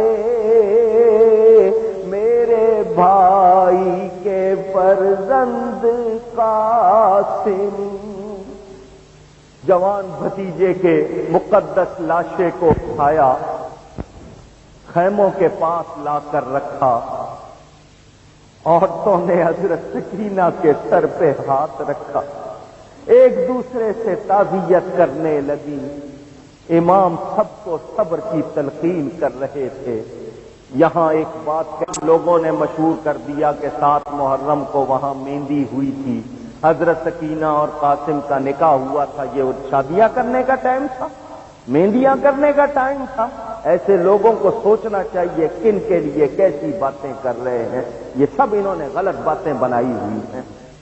امام عالی مقام کی آنکھوں کے سامنے ایک اور تڑپا دینے والا منظر، دل ہلا دینے والا منظر، سیدہ زینب اپنے مہر و ماہ، اپنے چاند سورج کو لیے کھڑی ہے۔ بھیا یہ بھانجے بھی اپنے ماموں پہ قربان ہونا چاہتے ہیں۔ فرمایا میری بہن مجھ پہ صدموں کے پہاڑ نہ توڑو۔ یہ بھانجے ماموں کے ساتھ اس لیے نہیں آئے تھے کہ ماموں سے میدان میں جا کر لڑنے کی اجازت مانگیں گے، تیر ہونے کی مانگیں گے۔ ماموں کے ساتھ اس لیے آئے تھے کہ ماموں مریدوں کے ہاں جا رہے ہیں، میں ان پھول سے جسموں میں تیر کیسے پیوست ہوتے ہوئے دیکھوں گا؟ انہیں نہیں اجازت ملے گی، انہیں خیموں میں لے جاؤ۔ سیدہ زینب کہہ رہی تھی بھیا اگر تم نے اپنی بہن کا ہدیہ قبول نہیں کیا تو میرا دل ٹوٹ جائے گا۔ کل قیامت کے دن میری ماں سیدہ فاطمہ زہرا پوچھے گی کہ تو نے حسین کی بارگاہ میں کیا ہدیہ کیا؟ میں کیا جواب دوں گی؟ کاش ہم عورتوں کو اجازت ہوتی، میں جاتی اور تم پر اپنی جان قربان کرتی۔ میرے پاس یہ 2 ہی ہیں، قبول کر لو۔ امام نے بھانجوں کو بھی سینے سے لگایا، پیشانیوں کو چوما، میدان کی طرف رخصت کیا۔ کون جا رہا ہے؟ ماں تو یہ بھی نہیں چاہتی کہ اس کے بیٹے کے پاؤں میں کانٹا چبھے۔ یہ کیسے صبر والی ماں ہے جو اپنے خود شہزادوں کو بھیج رہی ہے، میدان کی طرف بھیج رہی ہے۔ یہ بچے کون ہیں؟ اپنا تعارف کرواتے ہیں، ہمیں پہچانو، دادا ہے شہنشاہ دو عالم کا مددگار، سردار جہاں فخر عرب جعفر طیار، وہ شق تاراز علم احمد مختار، آلودہ رہی خون میں جس شیر کی تلوار، ہاتھوں کے عوض حق سے سرے دست لیے ہیں، اللہ نے پر ان کو زمرد کے دیے ہیں۔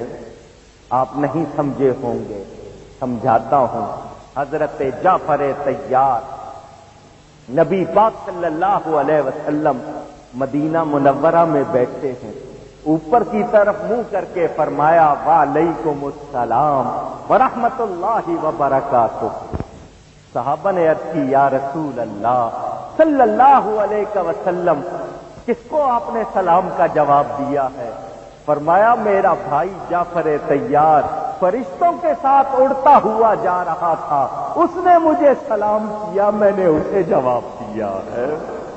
وہ حضرت جعفر طیار ان بچوں کا دادا، ایک جنگ میں کافروں نے ان کے بازو کاٹ دیے تھے، اللہ نے اس کے بدلے ان کو پر دیے ہیں، فرشتوں کے ساتھ اڑتے ہیں، پرواز کرتے۔ ان بچوں نے کہا وہ ہمارے دادا۔ تم نے سن لیا کہ دادا کون ہے؟ اب سنو ہمارے نانا کون ہیں؟ نانا اسد اللہ مددگار دو عالم، دیندار۔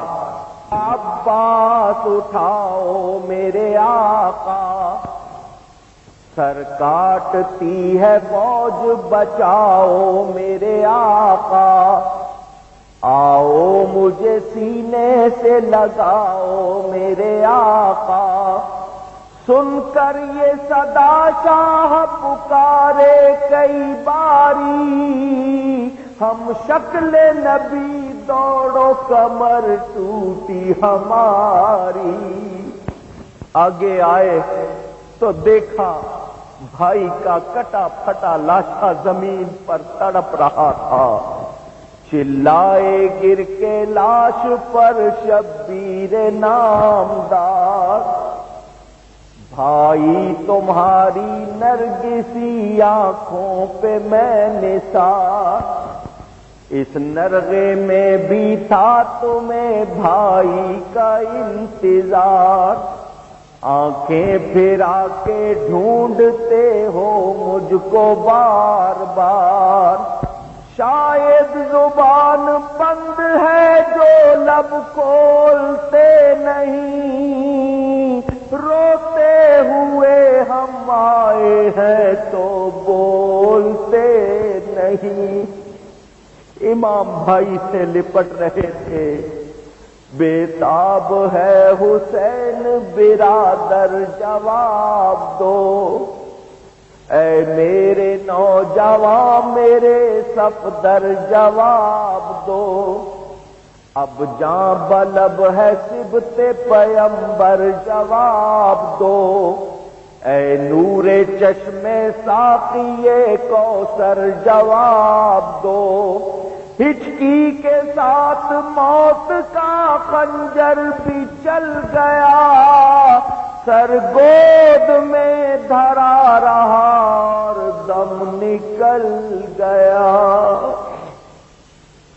فرمایا ان کا سارا ظاہری اعلان، میری کمر ٹوٹ گئی، میرا جھنڈا اٹھانے والا بھی میرے ساتھ نہ رہا، اکبر پکارے ہائے چچا بھی گزر گئے، رو کر حسین بولے کہ بھائی کدھر گئے، منہ تو اٹھاؤ خاک سے رخسار بھر گئے، واہ حسرتا حسین کو بے آس کر گئے، اب کون دے گا دکھ میں نبی کے پسر کا ساتھ، دم بھر میں تم نے چھوڑ دیا عمر بھر کا ساتھ۔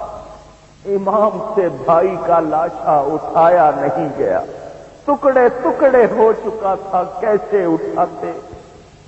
روتے ہوئے واپس آئے تو دیکھا 18 سال کا جوان بیٹا علی اکبر تیار کھڑا، بابا مجھے بھی اجازت دو، میں بھی جاؤں گا، میں بھی وہاں جاؤں گا جہاں چچا عباس چلے گئے، جہاں بھائی قاسم چلے گئے، جہاں بھائی محمد و عون چلے گئے۔ امام نے فرمایا بیٹا تجھے اجازت نہیں دوں گا۔ امام حسن سر سے لے کر سینے تک، امام حسین سینے سے پاؤں تک ہو بہو تصویر تھے نبی پاک صلی اللہ علیہ وسلم کی، اور امام حسین کا یہ بڑا بیٹا سر سے پاؤں تک نبی پاک کی تصویر تھا، بالکل ان سے مشابہ تھا۔ فرمایا تجھے دیکھتا ہوں تو نانا جان کی شبیہ نظر آ جاتی ہے، میں کس طرح شبیہ رسول کو خاک و خون میں تڑپتے ہوئے دیکھوں گا، کن آنکھوں سے تیرے جسم میں تیر پیوست ہوتے ہوئے دیکھوں گا، میں تجھے اجازت نہیں دیتا، مگر اکبر کی ہے یہ عرض کہ میدان کی رضا دو، رستہ مجھے پھر دوست کے جانے کا بتا دو، بابا میری الفت کو بس اب دل سے اٹھا دو، اماں سے بھی رخصت مجھے مرنے کی دلا دو، کٹوائے گا سر رن میں غلام آپ سے پہلے، زندہ ہے وہ بیٹا جو مرے باپ سے پہلے۔ ابا جان مجھے قیدی بنا کر نہ جائیے، اپنے ہاتھوں دولہا بنا کر رخصت کیجیے۔ آپ نے ایک نظر اپنے بیٹے پر ڈالی، فرمایا بیٹا کس بات کی اجازت دوں تجھے، کس بات کی اجازت دوں کہ تیروں سے چھلنی ہونے کی اجازت دوں، تجھ سے تو میرے گھر میں رونق ہے، تیری وجہ سے گھر میں ایک برکت ہے، تجھے اجازت نہیں دیتا۔ ادھر ماں کہہ رہی تھی علی اکبر میری محنت کی طرف دھیان کرو، اماں واری میری بستی کو نہ ویران کرو، چھوڑ کر ماں کو تو چھوڑ کر ماں کو نہ تم کوچ کا سامان کرو، پھر فدا ہو جیو پہلے مجھے قربان کرو، میرے جیتے نہ قدم گھر سے نکالو بیٹا، اپنی مادر کا جنازہ تو اٹھا لو بیٹا۔ حضرت علی اکبر کہہ رہے تھے بابا اماں بھی مجھے اجازت نہیں دے رہی، ان سے مجھے اجازت دلوا دو۔ امام عالی مقام نے جوان بیٹے کی جوانی کو نہیں دیکھا۔ امام عالی مقام آج تو سب کچھ قربان کر دینے کا عزم کر چکے تھے، 18 سال کے جوان بیٹے کو بھی رخصت کر دیا۔ انہوں نے آج تو نیت کر لی تھی کہ سب کچھ قربان کر دوں گا مگر نانا سے کیے ہوئے وعدے کو ضرور پورا کروں گا۔ امام عالی مقام نے کیا، داغ اولاد نہیں آہ اٹھایا جاتا، ایسا بیٹا نہیں ہاتھوں سے گوایا جاتا، درد وہ ہے کہ زباں پر نہیں لایا جاتا، زخم وہ ہے کہ جگر پر نہیں کھایا جاتا۔ ابن سے پوچھو نوجوان بیٹے کا غم باپ کے سے کیسے بیٹے کو قربان کر رہے ہیں، یہ بڑے حوصلے کی بات ہے۔ یہ اہل اللہ کا مقام ہے، ہر ایک کا یہ حصہ نہیں۔ حضرت علی اکبر جا رہے ہیں، کون جا رہا ہے؟ کوئی ماں کے دل کی دھڑکنوں سے پوچھے کون جا رہا ہے؟ خیمے سے روانہ ہوئے اکبر سوئے میدان، بانوں کی چلی روح تو زینب کی چلی جان، شبیر کو خیمہ نظر آنے لگا ویران، یارن میں نمودار ہوئے اکبر ذیشان، کیا نور تھا ہم صورت محبوب خدا تھا، ایک شور اٹھا صلی اللہ کا۔ شاعر نے ایک بات کہنے کی کوشش کی ہے، شاید آپ کہ وہ لوگ جو اس وقت موجود تھے اگر ان میں سے کسی نے نبی پاک صلی اللہ علیہ وسلم کو دیکھا سنا تھا تو دیکھ کر یوں سمجھے جیسے حضور آ گئے، کیونکہ یہ حضور صلی اللہ علیہ وسلم کی تصویر تھے۔ آپ نے میدان میں جا کر اپنا تعارف کروایا، انا علی بن الحسین ابن علی، نحن اہل البیت اولا بالنبی، میرا نام علی اکبر ہے، میں بیٹا ہوں اس ہستی کا جس کا نام حسین ہے، جو فرزند ہیں علی کے رضی اللہ عنہم، ہم ہی نبی پاک کے اہل بیت اور ان کو سب سے زیادہ پیارے ہیں۔ مجھے پہچانو، میرا چہرہ دیکھو، میری رنگت، میری صورت اور میری چمک کیا نہیں بتاتی کہ میں چمن ہاشمی کا لہلہاتا ہوا پھول ہوں، گلشن فاطمہ کا مہکتا ہوا پھول ہوں۔ تم میرے بھائی قاسم کے جوہر دیکھ چکے ہو، ہے کوئی تم میں تنہا میرا مقابلہ کرنے والا؟ عمر بن سعد نے کہا یہ حسین کا بیٹا ہے، علی کا پوتا ہے، جو تنہا اس کا مقابلہ کرے گا اور اس کو ہرائے گا میں وعدہ کرتا ہوں اس کو موصل کی حکومت دلا دوں گا، ایک علاقے کا نام، عراق کے ایک شہر کا نام، تو وہاں تو اس کو گورنر بنوا دوں گا۔ طارق بن شیس بڑا مشہور پہلوان، بڑا مشہور جنگجو تھا ان میں، وہ آگے بڑھا، امیر اپنا وعدہ یاد رکھنا، میں ابھی اس نوجوان کا کام کر کے آتا ہوں، موصل کی حکومت میری۔ ابن سعد نے کہا جا تو صحیح، ابھی پتہ لگ جائے گا تجھے تخت ملتا ہے یا تختہ ملتا ہے، تجھے نہیں معلوم تو کس کے سامنے جا رہا ہے۔ طارق بن شیس آیا، اس نے آ کر وار کیا، امام نے اپنے گھوڑے کو پھرتی سے پیچھے کر لیا، اس کا وار خالی گیا۔ فرمایا اب میری باری ہے، تلوار کو ایک نظر دیکھا، گھماتے ہوئے آگے بڑھے، فرمایا طارق ہوشیار، میں علی کا پوتا ہوں، یہ کہہ کے اس پر تلوار ماری اور اس کو دو ٹکڑے کر دیا۔ اللہ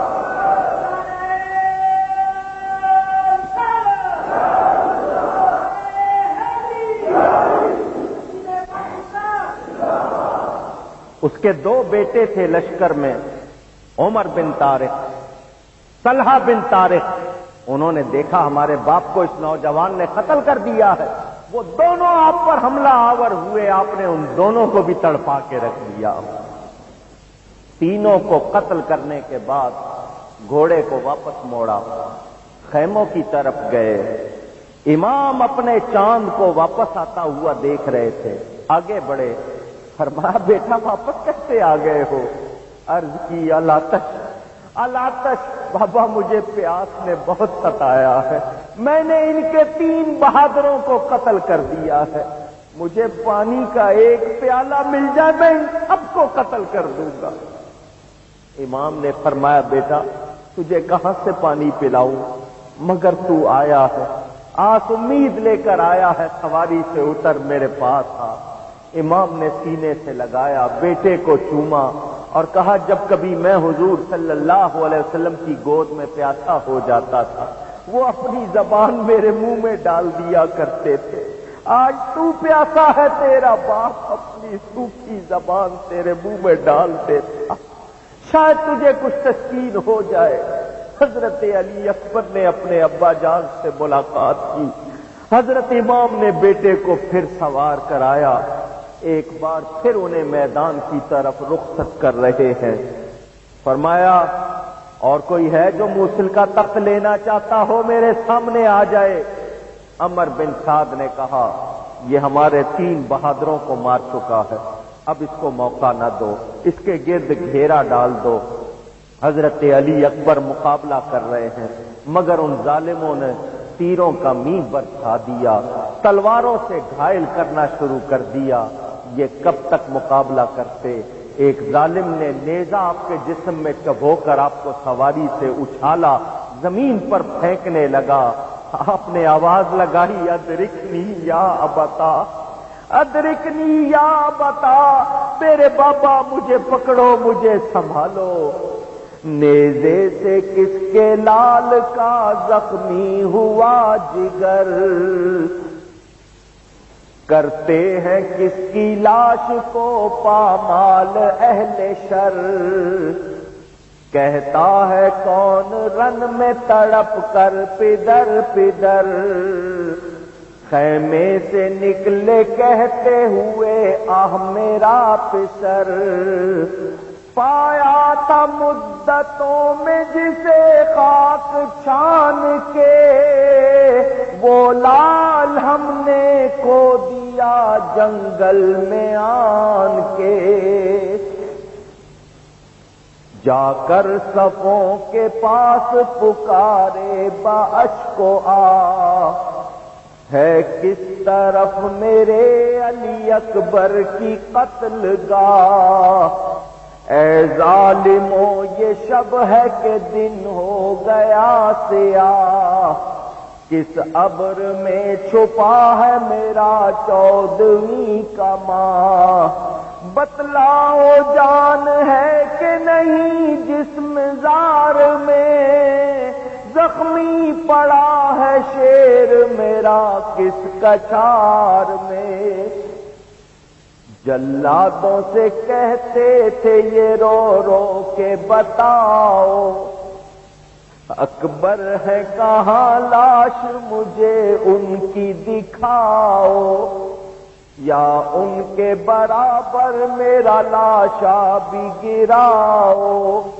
یا قتل کرو یا علی اکبر سے ملاؤ، سید ہوں مسافر ہوں کئی دن سے ہوں پیاسا، یارو میں پیغمبر کا تمہارے ہوں نواسا۔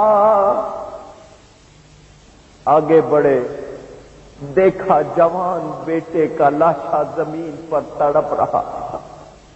امام نے بیٹے کا سر اپنی گود میں رکھا، فرمایا باپ کو پکارا تھا تو انتظار تو کیا ہوتا۔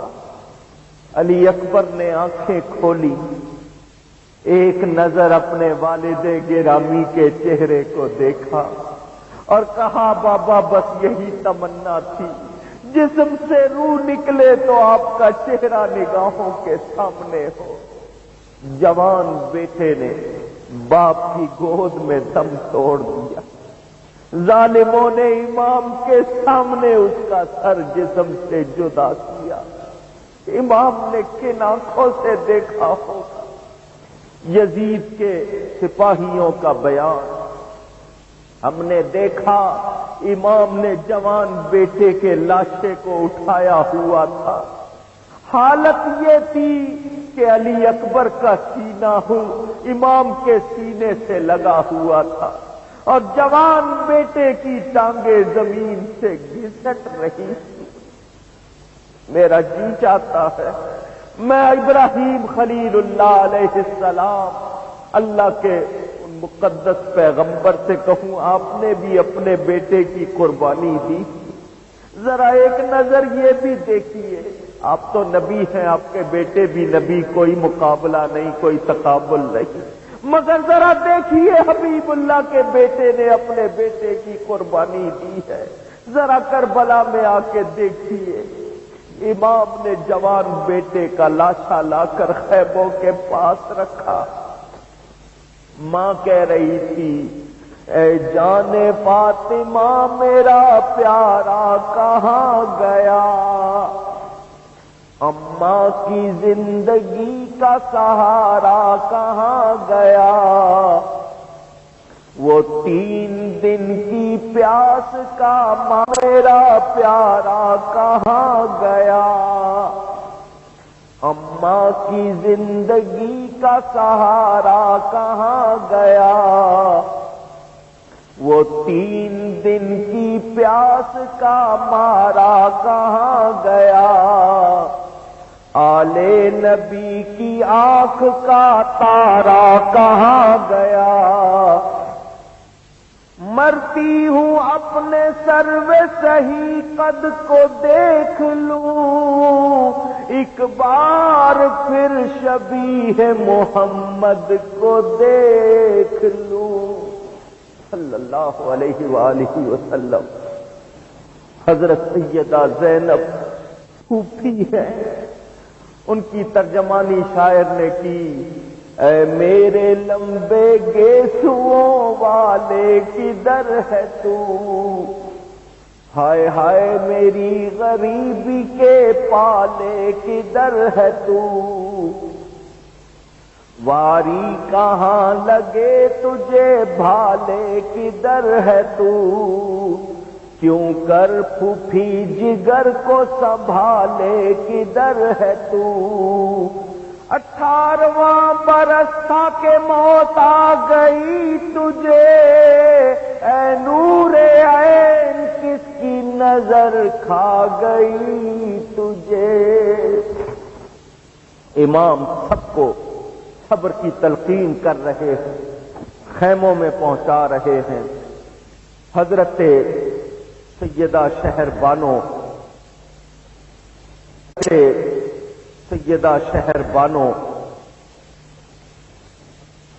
کہنے لگیں بھائی عباس پانی لانے میں کامیاب نہیں ہو سکے، اس بچے کی تکلیف مجھ سے دیکھی نہیں جاتی، سکینہ تو چھپ چھپ کے رو لیتی ہے، مگر یہ بچہ کیا کرے، اگر اس نے میری گود میں دم توڑ دیا تو ساتھ میرا دم بھی نکل جائے گا۔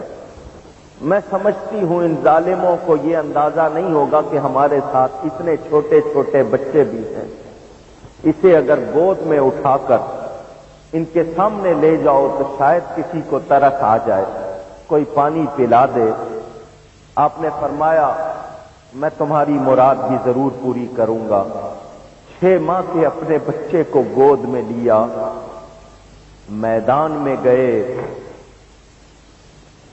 اور کہا یہ کون بے زباں ہے، تمہیں کچھ خیال ہے؟ درے نجف ہے، بانوے بے کس کا لال ہے، لو مان لو تمہیں قسم ذوالجلال ہے، بتا کہ شاہزادے کا تم سے سوال ہے، تم کو قسم ہے روح رسالت مآب کی، ٹپکا دو اس کے حلق میں 2 بوند آب کی۔ میرے ہاتھ میں پانی کا پیالہ نہ دو، اپنے ہاتھ سے چند قطرے پانی کے اس کے حلق میں ٹپکا دو، یہ میرا 6 ماہ کا بیٹا ہے، شاید میں نے تمہارا کچھ بگاڑا ہو، اس نے کچھ نہیں بگاڑا، یہ پانی پی کے اس قابل نہیں ہو جائے گا کہ تلوار اٹھا کے تمہارے سامنے آ جائے۔ ارے تم تو اپنے آپ کو مسلمان کہلاتے ہو، بچوں پر تو کافر بھی ترس کھا لیتے ہیں، تم کیسے مسلمان کہلاتے ہو؟ اور دیکھو یہ بچہ کون ہے۔ آپ یہ فرما رہے تھے ایک شقی، ایک بدبخت، ایک ظالم جس کا نام ہرملہ بن کاہل تھا، اس نے کمان پر تیر چڑھایا ہوا تھا، نشانہ لے کر اس زور سے تیر چلایا، وہ تیر آ کر علی اصغر کے حلق میں پیوست ہو گیا۔ بچے نے ایک جھرجھری لی، اس کا جسم کانپا، روح پرواز کر گئی۔ امام نے تیر نکالا تو خون نکلا۔ کتابوں میں ہے کہ آپ نے اپنی داڑھی پر لگا لیا اور فرمایا کل قیامت میں اللہ کے سامنے اسی طرح جاؤں گا کہ میری داڑھی کو علی اصغر کا خون لگا ہوگا۔ آسمان کی طرف منہ کیا اور فرمایا اللہم انی اشہدک علی ہؤلاء القوم، اے اللہ یہ قوم تیرے نبی کی اولاد کے ساتھ جو کچھ کر رہی ہے میں اس پر تجھی کو گواہ بناتا ہوں۔ امام عالی مقام نے بچے کو لیا، خیموں کی طرف چلے۔ کیا یہی انصاف ہے ایک بوند پانی کے لیے حلقے اصغر میں عدو کا تیر ہونا چاہیے؟ کیا یہی باتیں ہیں؟ بچے کا یہی سوال تھا کہ پانی کی ایک بوند کے لیے اس کے حلق میں تیر اتارا جا رہا ہے۔ ادھر خیمے سے عورتیں دیکھ رہی تھی، ان کے سامنے امام آ رہے تھے، بچہ ہل نہیں رہا، تڑپ نہیں رہا، وہ یقین کر رہی ہیں کہ ضرور کسی نے پانی پلا دیا ہوگا، مگر ان کے کلیجے منہ کو آ گئے جب انہوں نے دیکھا کہ ظالموں نے پیاس تو بجھائی ہے مگر پانی سے نہیں، تیر مار کر پیاس بجھائی ہے۔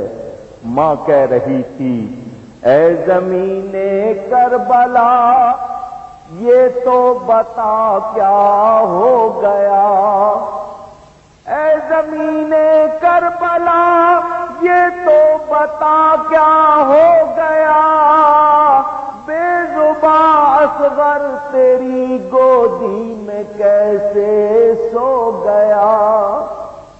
وہ میری گود میں تڑپنے والا تیری گود میں کیسے آ گیا؟ امام نے علی اکبر کے مقدس لاشے کے ساتھ علی اصغر کا لاشا رکھا، عورتوں پر قیامت ٹوٹ پڑی، آپ نے صبر کی تلقین کی۔ لوگ کہتے ہیں حضرت علی اصغر شدت پیاس سے بےتاب تھے، میرا دل یہ گواہی دیتا ہے وہ پانی کی پیاس میں نہیں، وہ تو شوق شہادت میں بےتاب تھے۔ وہ اپنے معصوم خون سے تاریخ کے صفحات پر یہ نقش کرنا چاہتے تھے میری معصومیت دیکھو، ان ظالموں کا ظلم دیکھو، انہوں نے مجھ جیسے 6 ماہ کے بچے پر بھی ترس نہیں کھایا۔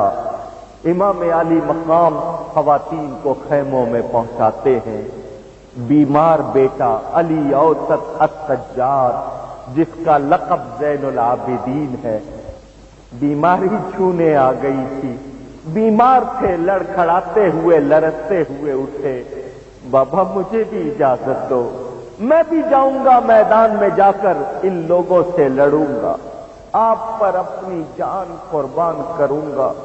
امام نے آگے بڑھ کر بیمار بیٹے کو سنبھالا، تھاما، بستر پہ بٹھایا، فرمایا تجھے اجازت نہیں مل سکتی، اب تم ہی میرے ایک بیٹے رہ گئے ہو، اگر تمہیں اجازت دے دی یہ عورتیں بے محرم ہو جائیں گی، اور میرے نانا جان رسول اللہ صلی اللہ علیہ وسلم کا ارشاد کہ میری اولاد قیامت تک رہے گی، تم ہی میرے ایک بیٹے رہ گئے ہو، تم ہی سے میری اولاد کا سلسلہ چلے گا، تمہیں اجازت نہیں ملے گی۔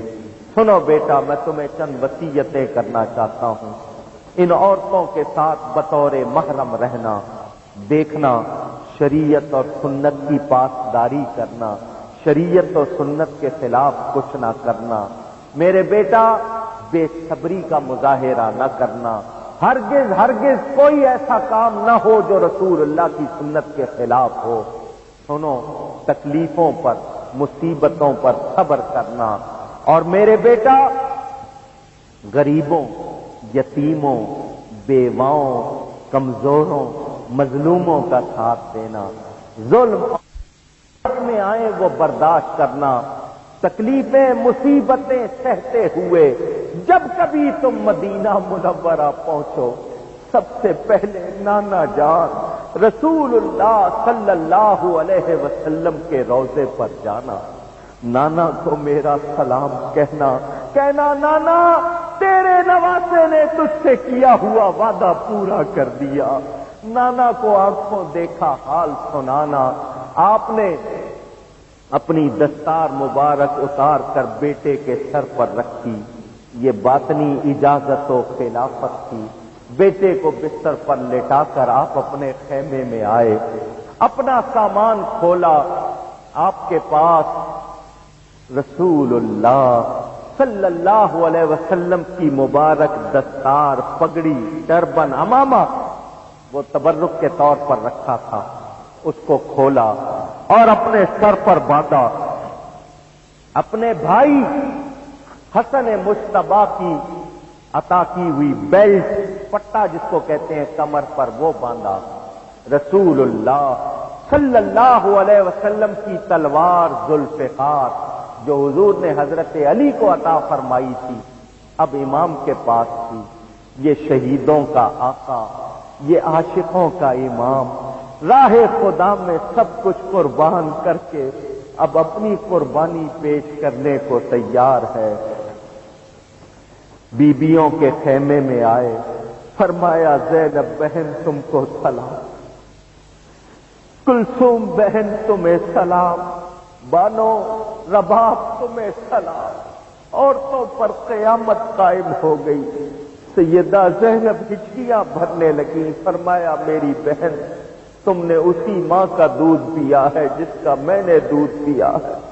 سنو، شریعت و سنت کے خلاف کوئی بات نہیں کرنی، زبان پر شکایت کا کلمہ نہیں لانا، صبر کرنا ہے۔ سیدہ زینب کہنے لگی بھیا صبر کی بھی کوئی حد تو ہوتی ہوگی۔ نانا جان رسول اللہ صلی اللہ علیہ وسلم گئے، صبر کیا۔ اما جان سیدہ فاطمہ گئی، صبر کیا۔ بابا علی گئے، صبر کیا۔ بھائی حسن گئے، صبر کیا۔ آج صبح سے بھی تو صبر ہی کر رہے ہیں، بھیا صبر کی کوئی حد تو ہوگی۔ آپ نے فرمایا تمہیں کیا ہو گیا ہے؟ ایسے لفظ نہیں کہتے، آپ ان کو صبر کی تلقین کر رہے تھے۔ اللہ کو سونپا تمہیں اے زینب و کلثوم، لگ جاؤ گلے تم سے بچھڑتا ہے یہ مظلوم، اب جاتے ہی خنجر سے کٹے گا میرا حلقوم، ہے صبر کا اماں کے طریقہ تمہیں معلوم، مجبور ہے ناچار ہے مرضی خدا سے، بھائی نہیں جی اٹھنے کا فریاد و بکا سے۔ امام فرما رہے تھے میرے بعد بال نہ بکھیرنا، سینے پر ہاتھ نہ مارنا، ماتم نہ کرنا، شور نہ مچانا۔ سنو، جس وقت مجھے ذبح کرے لشکر ناری، رونا نہ سنو آئے نہ آواز تمہاری، بے صبروں کا شیوا ہے بہت گریا زاری، کرتے ہیں جو صبر ان کی خدا کرتا ہے یاری، ہو لاکھ ستم رکھیو نظر اپنی خدا پر، اس ظلم کا انصاف ہے اب روز جزا پر۔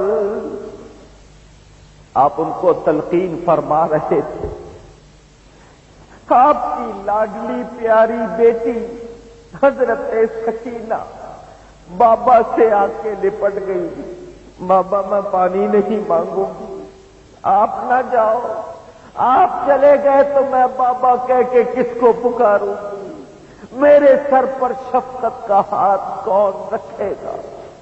امام نے بیٹی کو اٹھایا، اس کی پیشانی کو چوما، حضرت زینب سے فرمایا یہ میری بہت پیاری بیٹی ہے، یہ جس گھر میں بیٹھی ہو مجھے وہ گھر بھی اچھا لگتا ہے، سنو میری بہن اس کو رونے نہ دینا، اس کو میرے بعد میری لاش کے پاس نہ آنے دینا، میری بہن اس کو یتیمی کا احساس نہ ہونے دینا۔ سیدہ زینب کہہ رہی تھی بھیا آج سکینہ ہی نہیں، آج تو ہم سب یتیم ہو گئے، ہمارا بھرا ہوا گھر خالی ہو گیا۔ آپ نے سیدہ زینب کی گود میں بیٹی کو رکھا، کہہ کر یہ سخن شاہ چلے خیمے کے باہر، اس وقت بپا ہو گیا ہنگامہ محشر، چلا کے کوئی کہتی تھی ہائے ہائے میرے سرور، کہتی تھی کوئی اب نہیں آئیں گے برادر، بابا کو قسم دے کے بلاتی تھی سکینہ، روتی ہوئی پیچھے چلی آتی تھی سکینہ،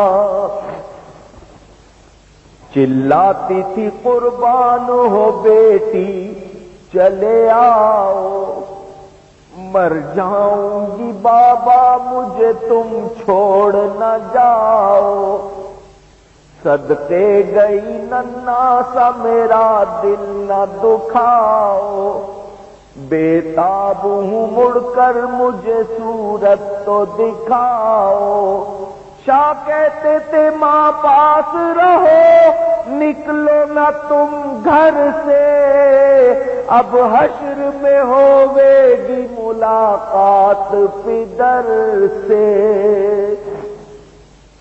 امام علی مقام روانہ ہوئے،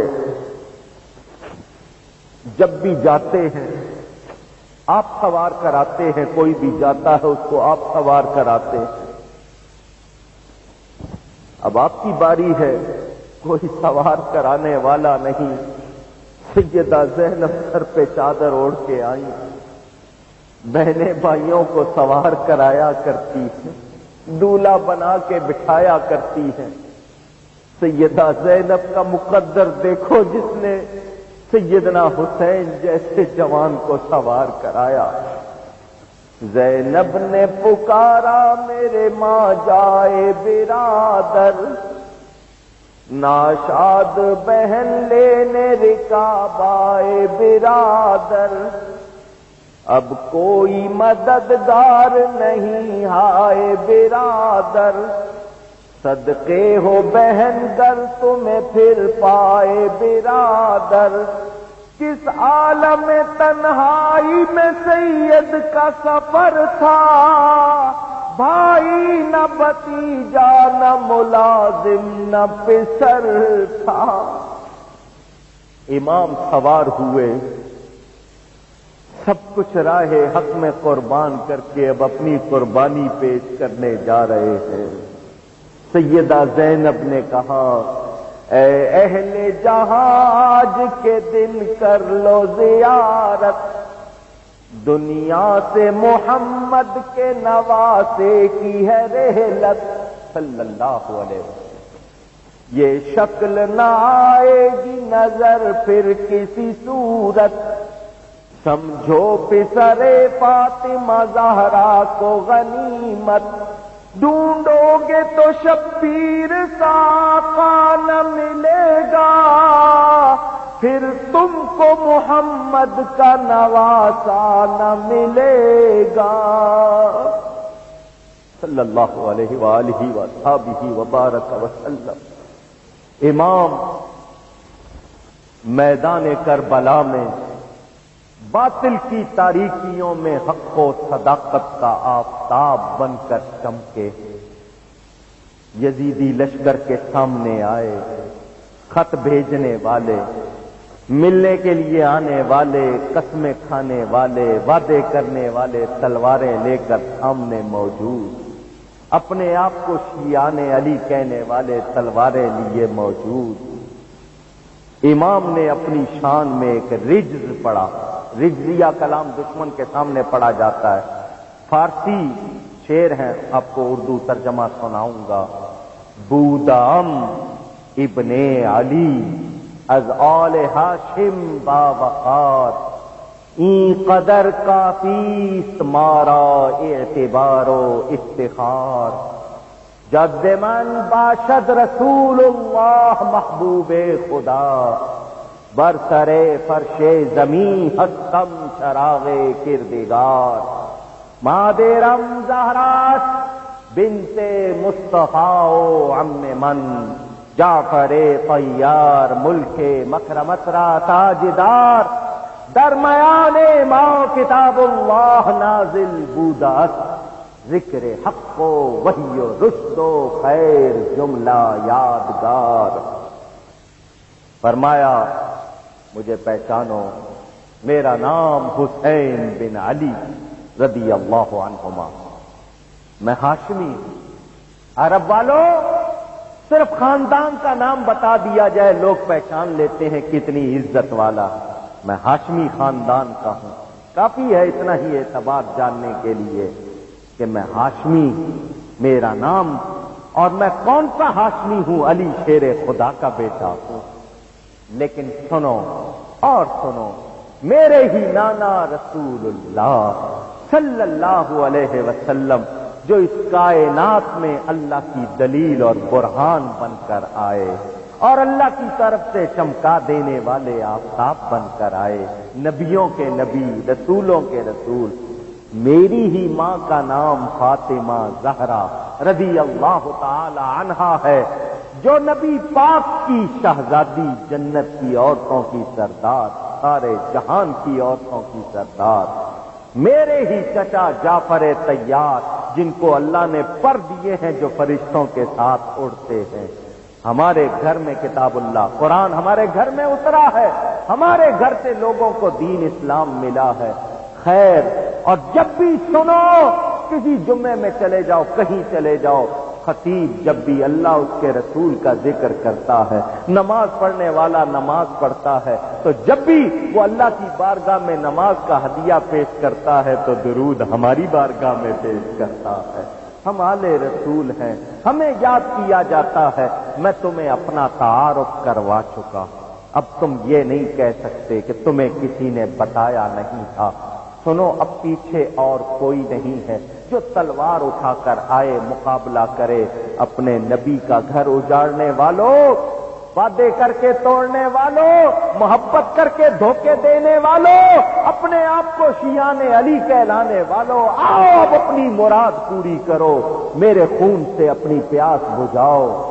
ناگاہ ابن سعد نے لشکر کو دی ندا، کیسے جری ہو کچھ بھی ہے یارو تمہیں حیا، نرغے میں لو حسین کو اب دیکھتے ہو کیا، معاذ اللہ، ایک بار ہر طرف سے پڑے ہر بے قضا، دم لینے دو نہ فاطمہ کے نور عین کو، سینے پہ نیزے رکھ کے گرا دو حسین کو، معاذ اللہ، سب کہے معاذ اللہ۔ اس نے پکارا اپنے لوگوں کو، کیونکہ کوئی آگے نہیں بڑھ رہا، وہ سارا آگے بڑھو، جاؤ یہ سن کے مستعد ہوئے وہ سارے نابکار، پہلو میں آئے تان کے نیزوں کو نیزے دار، سینے کے آگے تیر زنوں نے کیا قرار، پتھر لیے زمین و جسار آئے 2000، پیدل سوار گرد سب اس آن ہو گئے، بے کس کے قتل ہونے کے سامان ہو گئے۔ کس کو قتل کرنا چاہ رہے ہیں؟ کس کے مقابلے پر آئے ہیں؟ ظالموں نے یہ بھی نہیں سوچا کہ اس کو تکلیف پہنچا کے ہم جنت میں کیسے جا سکیں گے، ہم اللہ کو کیا منہ دکھائیں گے، مگر وہ اگر جنت میں جانے والے ہوتے اور اگر وہ نیک ہوتے تو ایسی حرکتیں نہ کرتے۔ وہ تو بدبخت تھے، بے دین ہو چکے تھے۔ جب انہوں نے آپ کے ارد گرد تیاری کر کے حملہ شروع کیا، آپ نے بھی اپنی تلوار ذوالفقار کو نکالا، آپ نے بھی ان پر حملہ کر دیا۔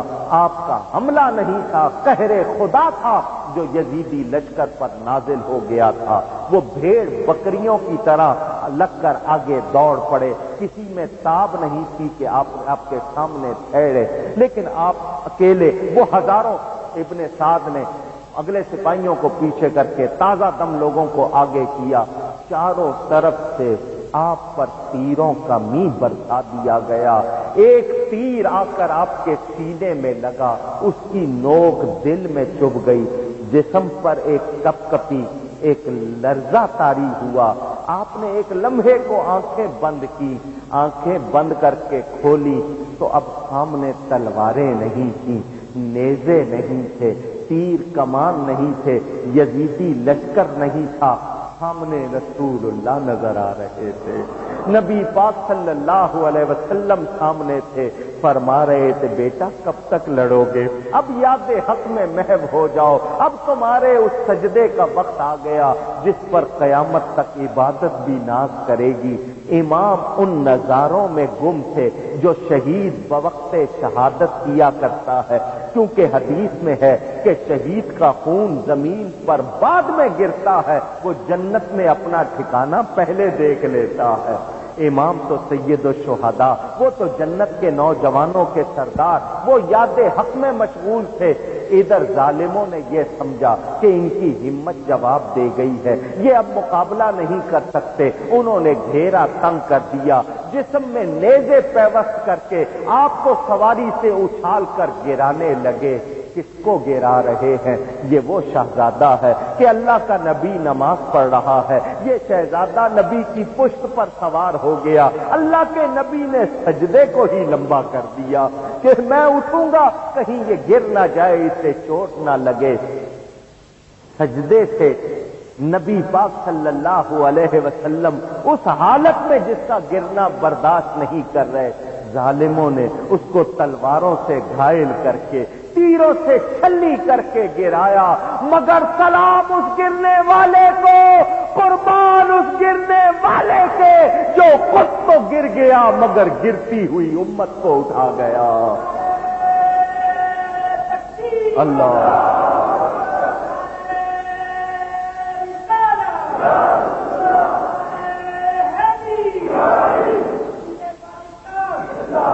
امام علی مقام زمین پر آئے، شمر لعین چھاتی پہ چڑھ گیا۔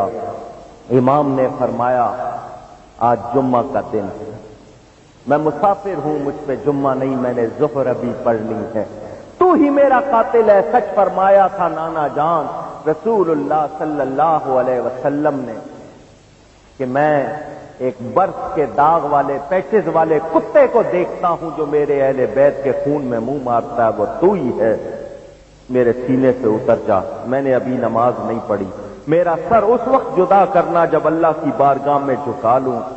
امام کے جسم میں اس وقت 121 تیر پیوست تھے جو جسم میں داخل تھے۔ اسی حالت میں آپ نے اپنے آپ کو، پیشانی کو زمین سے لگایا اور کہا مولا شکر ہے یہ سر اب بھی جھکا ہے تو تیری بارگاہ میں جھکا ہے، غیر کے آگے نہیں جھکا۔ امام سجدے میں تھے، اس نے تاریخ طبری میں ہے آپ کی گردن پر پیچھے مسلسل وار کر کے آپ کے سر کو جسم سے جدا کیا. کس گردن پہ وار کر رہا ہے جو بوجھا گاہے مصطفیٰ صلی اللہ علیہ وسلم. نبی پاک اس کو چوما کرتے تھے. شاید اسی لیے چومتے ہوں گے کہ اس گردن نے راہ خدا میں کٹنا تھا. امام سجدے میں ہے. اس چشمے فلک نے شاید بھی ایسا سجدہ دیکھا ہو. شاعر کیا خوب کہتا ہے، شمشیر بکف قاتل ہو کھڑا اور کوئی رہے سجدے میں پڑا. ہاتھ میں پکڑے ہوئے قاتل کھڑا ہے اور کوئی سجدے میں ہے. شمشیر بکف قاتل ہو کھڑا اور کوئی رہے سجدے میں پڑا. کہتی ہے زمین کرب و بلا اس شان کا سجدہ کھیل نہیں. امام کے سر انور کو جسم سے جدا کر دیا گیا. آپ کا جو گھوڑا بتایا جاتا ہے وہ وحشی ہو گیا. اس نے آپ کے خون میں اپنا منہ رنگین کیا. اس کو عمر بن سعد نے روکنا چاہا تو اس نے سب پر گھوڑے نے حملہ کر دیا. کوئی اس کے سامنے ٹھہر نہ سکا. وہ دوڑتا ہوا خیموں کے باہر گیا، چلانے لگا. سیدہ زینب اپنی گود میں حضرت سکینہ کو لیے بیٹھی تھی. فرمانے لگی، بیٹی ذرا میری گود سے اترو، میں باہر نکل کے دیکھتی ہوں شاید تمہارے ابا جان آئے تھے، انہیں شاید کسی چیز کی ضرورت ہو. باہر آئیں تو دیکھا گھوڑے کی زید خالی تھی. گھوڑے کا منہ خون میں رنگین تھا. گھوڑے کے جسم میں تیر پیوست تھے. سیدہ پر کیا بیتی ہوگی. فرمانے لگی، بانو ذرا سکینہ کو پکڑ کے رکھنا، میں بھیا کی خبر لے کر آتی ہوں. القصہ گرتی پڑتی گئیں فوج کے قریب. آیا نظر نہ فاطمہ زہرا کا محجبی. گھیرے ہوئے تھی چار طرف سے سپاہ کی. چلائی راہ دو مجھے اے دشمنان دین. یہ ابن فاطمہ ہے، میں زہرا کی جائی ہوں. دیدار آخری کی تمنا میں آئی ہوں. او یزیدیو ہٹو، مجھے اپنا بھائی دیکھ لے دے دو. سیدہ آگے بڑھی تو ان کی آنکھوں کے سامنے جو منظر تھا، ایک ظالم نے زلفوں سے امام کا سر پکڑا ہوا تھا اور بے سر لاشا، مقدس لاشا زمین پہ تڑپ رہا تھا. بہن نے کن آنکھوں سے یہ منظر دیکھا ہوگا. قاتل تو اس طرف کو سرے پاگ لے چلا. تڑپا زمین پہ یا بدن شاہ کربلا. طبلے ظفر بجانے لگے دشمن خدا. غل پڑ گیا شہید ہوا ابن مرتضی. کھیتی علی کی کٹ گئی، بستی اجڑ گئی. پردیس میں حسین سے زینب بچھڑ گئی. حضرت علی کرم اللہ تعالی وجہ الکریم کا باغ لٹ گیا، کاٹ دیا گیا. ناگا بہن کو آیا نظر لاشائے امام. بغلوں میں ہاتھ ڈال کے لپٹی وہ تشنا کام. رکھ کر کٹے گلے پہ گلا یہ کیا کلام. اپنی کہی نہ میری سنی ہو گئے تمام. ہائے ہائے یہ میرے آتے ہی بیداد ہو گئی. تم ہو گئے شہید، میں برباد ہو گئی. سیدہ نے مدینے کی طرف منہ کیا. نبی پاک صلی اللہ علیہ وسلم کو پکارا، یا محمد صلی علیک اللہ، ھذا حسین بالعراق مزمل بالدماء مقطع الاعضاء، حضور یہ آپ کا بیٹا حسین، اس کو کاٹ دیا گیا، اس کے جسم کے ٹکڑے ٹکڑے کر دیے گئے، حضور اس کا خون بہا دیا گیا، آپ کی بیٹیوں کو قیدی بنا لیا گیا۔ کتابوں میں ہے سورج کو گہن لگ گیا، سولر ایکلپس، آسمان دن کے وقت سیاہ ہو گیا، دن میں تارے نظر آنے لگ گئے، آسمان سے 7 دن تک خون برسا، جس طرح شبنم ڈیو گرتی ہے اس طرح خون برسا، بیت المقدس تک جو بھی پتھر اٹھایا جاتا اس کے نیچے سے تازہ خون نکلتا، 3 دن تک اندھیرا رہا۔ آپ کہیں گے کہ یہ آسمان سے خون برسنا کیسا؟ قرآن میں ہے فما بکت علیہم السماء والارض، بروں پہ نہ آسمان رویا نہ زمین روئی۔ اس سے پتا چلا اللہ والوں پر آسمان بھی روتا ہے، زمین بھی روتی ہے۔ امام کے ساتھ وہ ظلم ہوا کہ آسمان صرف رویا نہیں، خون کے آنسو رویا۔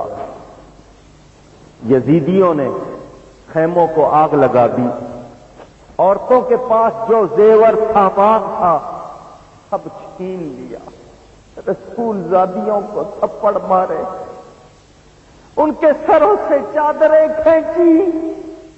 کیا اس کے بعد بھی یزید کو کوئی اچھا کہے گا؟ یہ سب اسی کے حکم سے تو ہوا تھا، اسی نے ابن زیاد کو مقرر کر کے اختیار دیے تھے۔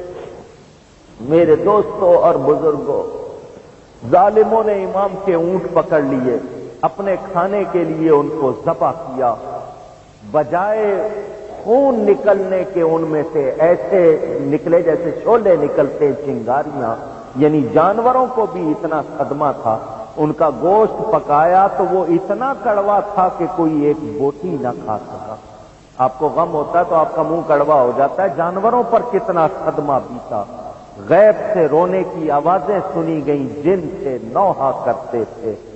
ظالموں نے اسی پر بس نہیں کی، اللہ کی پناہ، امام کے جسم سے کپڑے اتار لیے اور آپ کے جسم کو برہنہ کر کے اس پہ گھوڑے دوڑائے گئے۔ الامان الامان، امام نے کتنی ذلت برداشت کی دین کے لیے، تقویٰ کے لیے، حق کے لیے۔ انہوں نے اتنی ذلت برداشت کی، اللہ نے عزت بھی بہت زیادہ عطا فرمائی۔ آج ان کا نام بلند ہے، ان کا کام بلند ہے۔ اولئک علیہم صلوات من ربہم ورحمہ واولئک هم المہتدون۔ امام کی بڑی شان ہے، بڑا مقام ہے۔ یزیدیوں نے اپنے مردوں کو دفن کر دیا، اہل بیت مقدس کی ان کی مقدس لاشوں کو، مبارک لاشوں کو اسی طرح بے گور و کفن پڑا رہنے دیا۔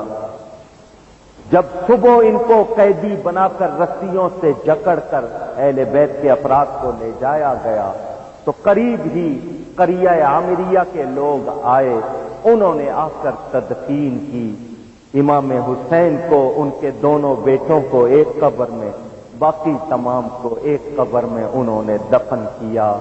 اللہ اس پر کروڑوں رحمتیں فرمائے۔ اے امام، آپ کو پوری امت سلام کرتی ہے، آپ نے وہ قربانی دی جس نے اسلام کو سر بلند کیا۔ میرے دوستوں اور بزرگوں، اس کے بعد بھی کچھ واقعات ہیں، انشاءاللہ صبح 10 محرم جمعہ میں آپ کو وہ سناؤں گا، مگر ایک سوال آپ سے کرنا چاہتا ہوں۔ مجھے بتائیں، یزید کامیاب ہوا؟ مجھے اب سب کی آواز چاہیے۔ وہ بیعت لینا چاہتا تھا، نہیں لے سکا، امام نے سر کٹا دیا، اس کے ہاتھ میں ہاتھ نہیں دیا۔ یزید کامیاب نہیں ہوا، امام کامیاب ہوئے۔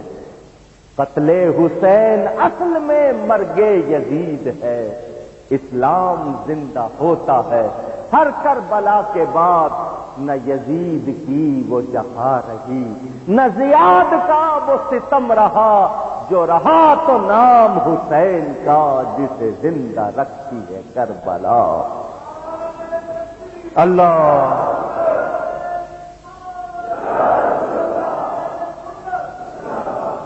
کہنے والے نے کہا، یہ کہہ کے ڈوب گیا آفتاب عاشورا، رہے حسین کی تا حشر روشنی باقی۔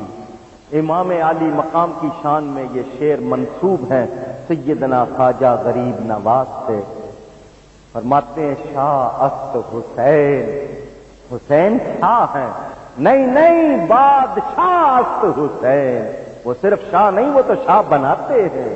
دین است حسین، وہ دین ہے، نہیں دین پناہ است حسین، کہ دین کو تو ان کی بارگاہ میں پناہ ملتی ہے۔ سرداد نداد دست در دست یزید، سر دے دیا مگر یزید کے ہاتھوں میں ہاتھ نہ دیا۔ حقا کے بنا لا الہ است حسین، یہاں حسین امام حسین کا نام ہے، مراد یہ ہے کہ دین کو انہوں نے بتا دیا کہ امام علی مقام نے کہ میں اللہ کا ماننے والا ہوں، اللہ کے سامنے جھکوں گا، یزید کے سامنے جھک سکتا، میرا معبود صرف رب ہے، میں کسی اور کے سامنے نہیں جھکوں گا۔ اب قیامت تک جب بھی دین کی بات ہوگی، امام کی قربانی کا تذکرہ ہوگا۔ علامہ اقبال فرماتے ہیں، نقش الا اللہ بر صحرا نوشت، انہوں نے الا اللہ کا نقش کہاں نقش کیا؟ جنگل میں، اور کیا پیغام دے دیا؟ دنیا کو بتا دیا کہ اللہ والے کس طرح کرتے ہیں۔ آخری شعر وہ لکھتے ہیں، اے صبا اے پے کے دور افتادگاں، اشک ماں بر خاک پاک او رساں، اے چلنے والی ہوا یہاں گلزار حبیب سے چل، سفر کرتے کرتے کربلا پہنچنا، وہاں زمین کا ایک ٹکڑا ہے جس میں نواسہ رسول آرام فرما ہے، میری آنکھوں سے یہ آنسو چن کے ان کی تربت پہ ڈال دینا۔ اللہ ان پر کروڑوں رحمت آئے۔ وآخر دعوانا ان الحمد للہ رب العالمین۔ سامعین حضرات، ابھی یہ جو نعتیہ کلام آپ سماعت کر رہے تھے، یہ توحید نیٹ ورک کی جانب سے سنایا جا رہا تھا۔ آپ بھی اپنے شہر کے جلسے ریکارڈنگ کرانے کے لیے رابطہ قائم کریں۔ توحید نیٹ ورک، موبائل نمبر 9967844544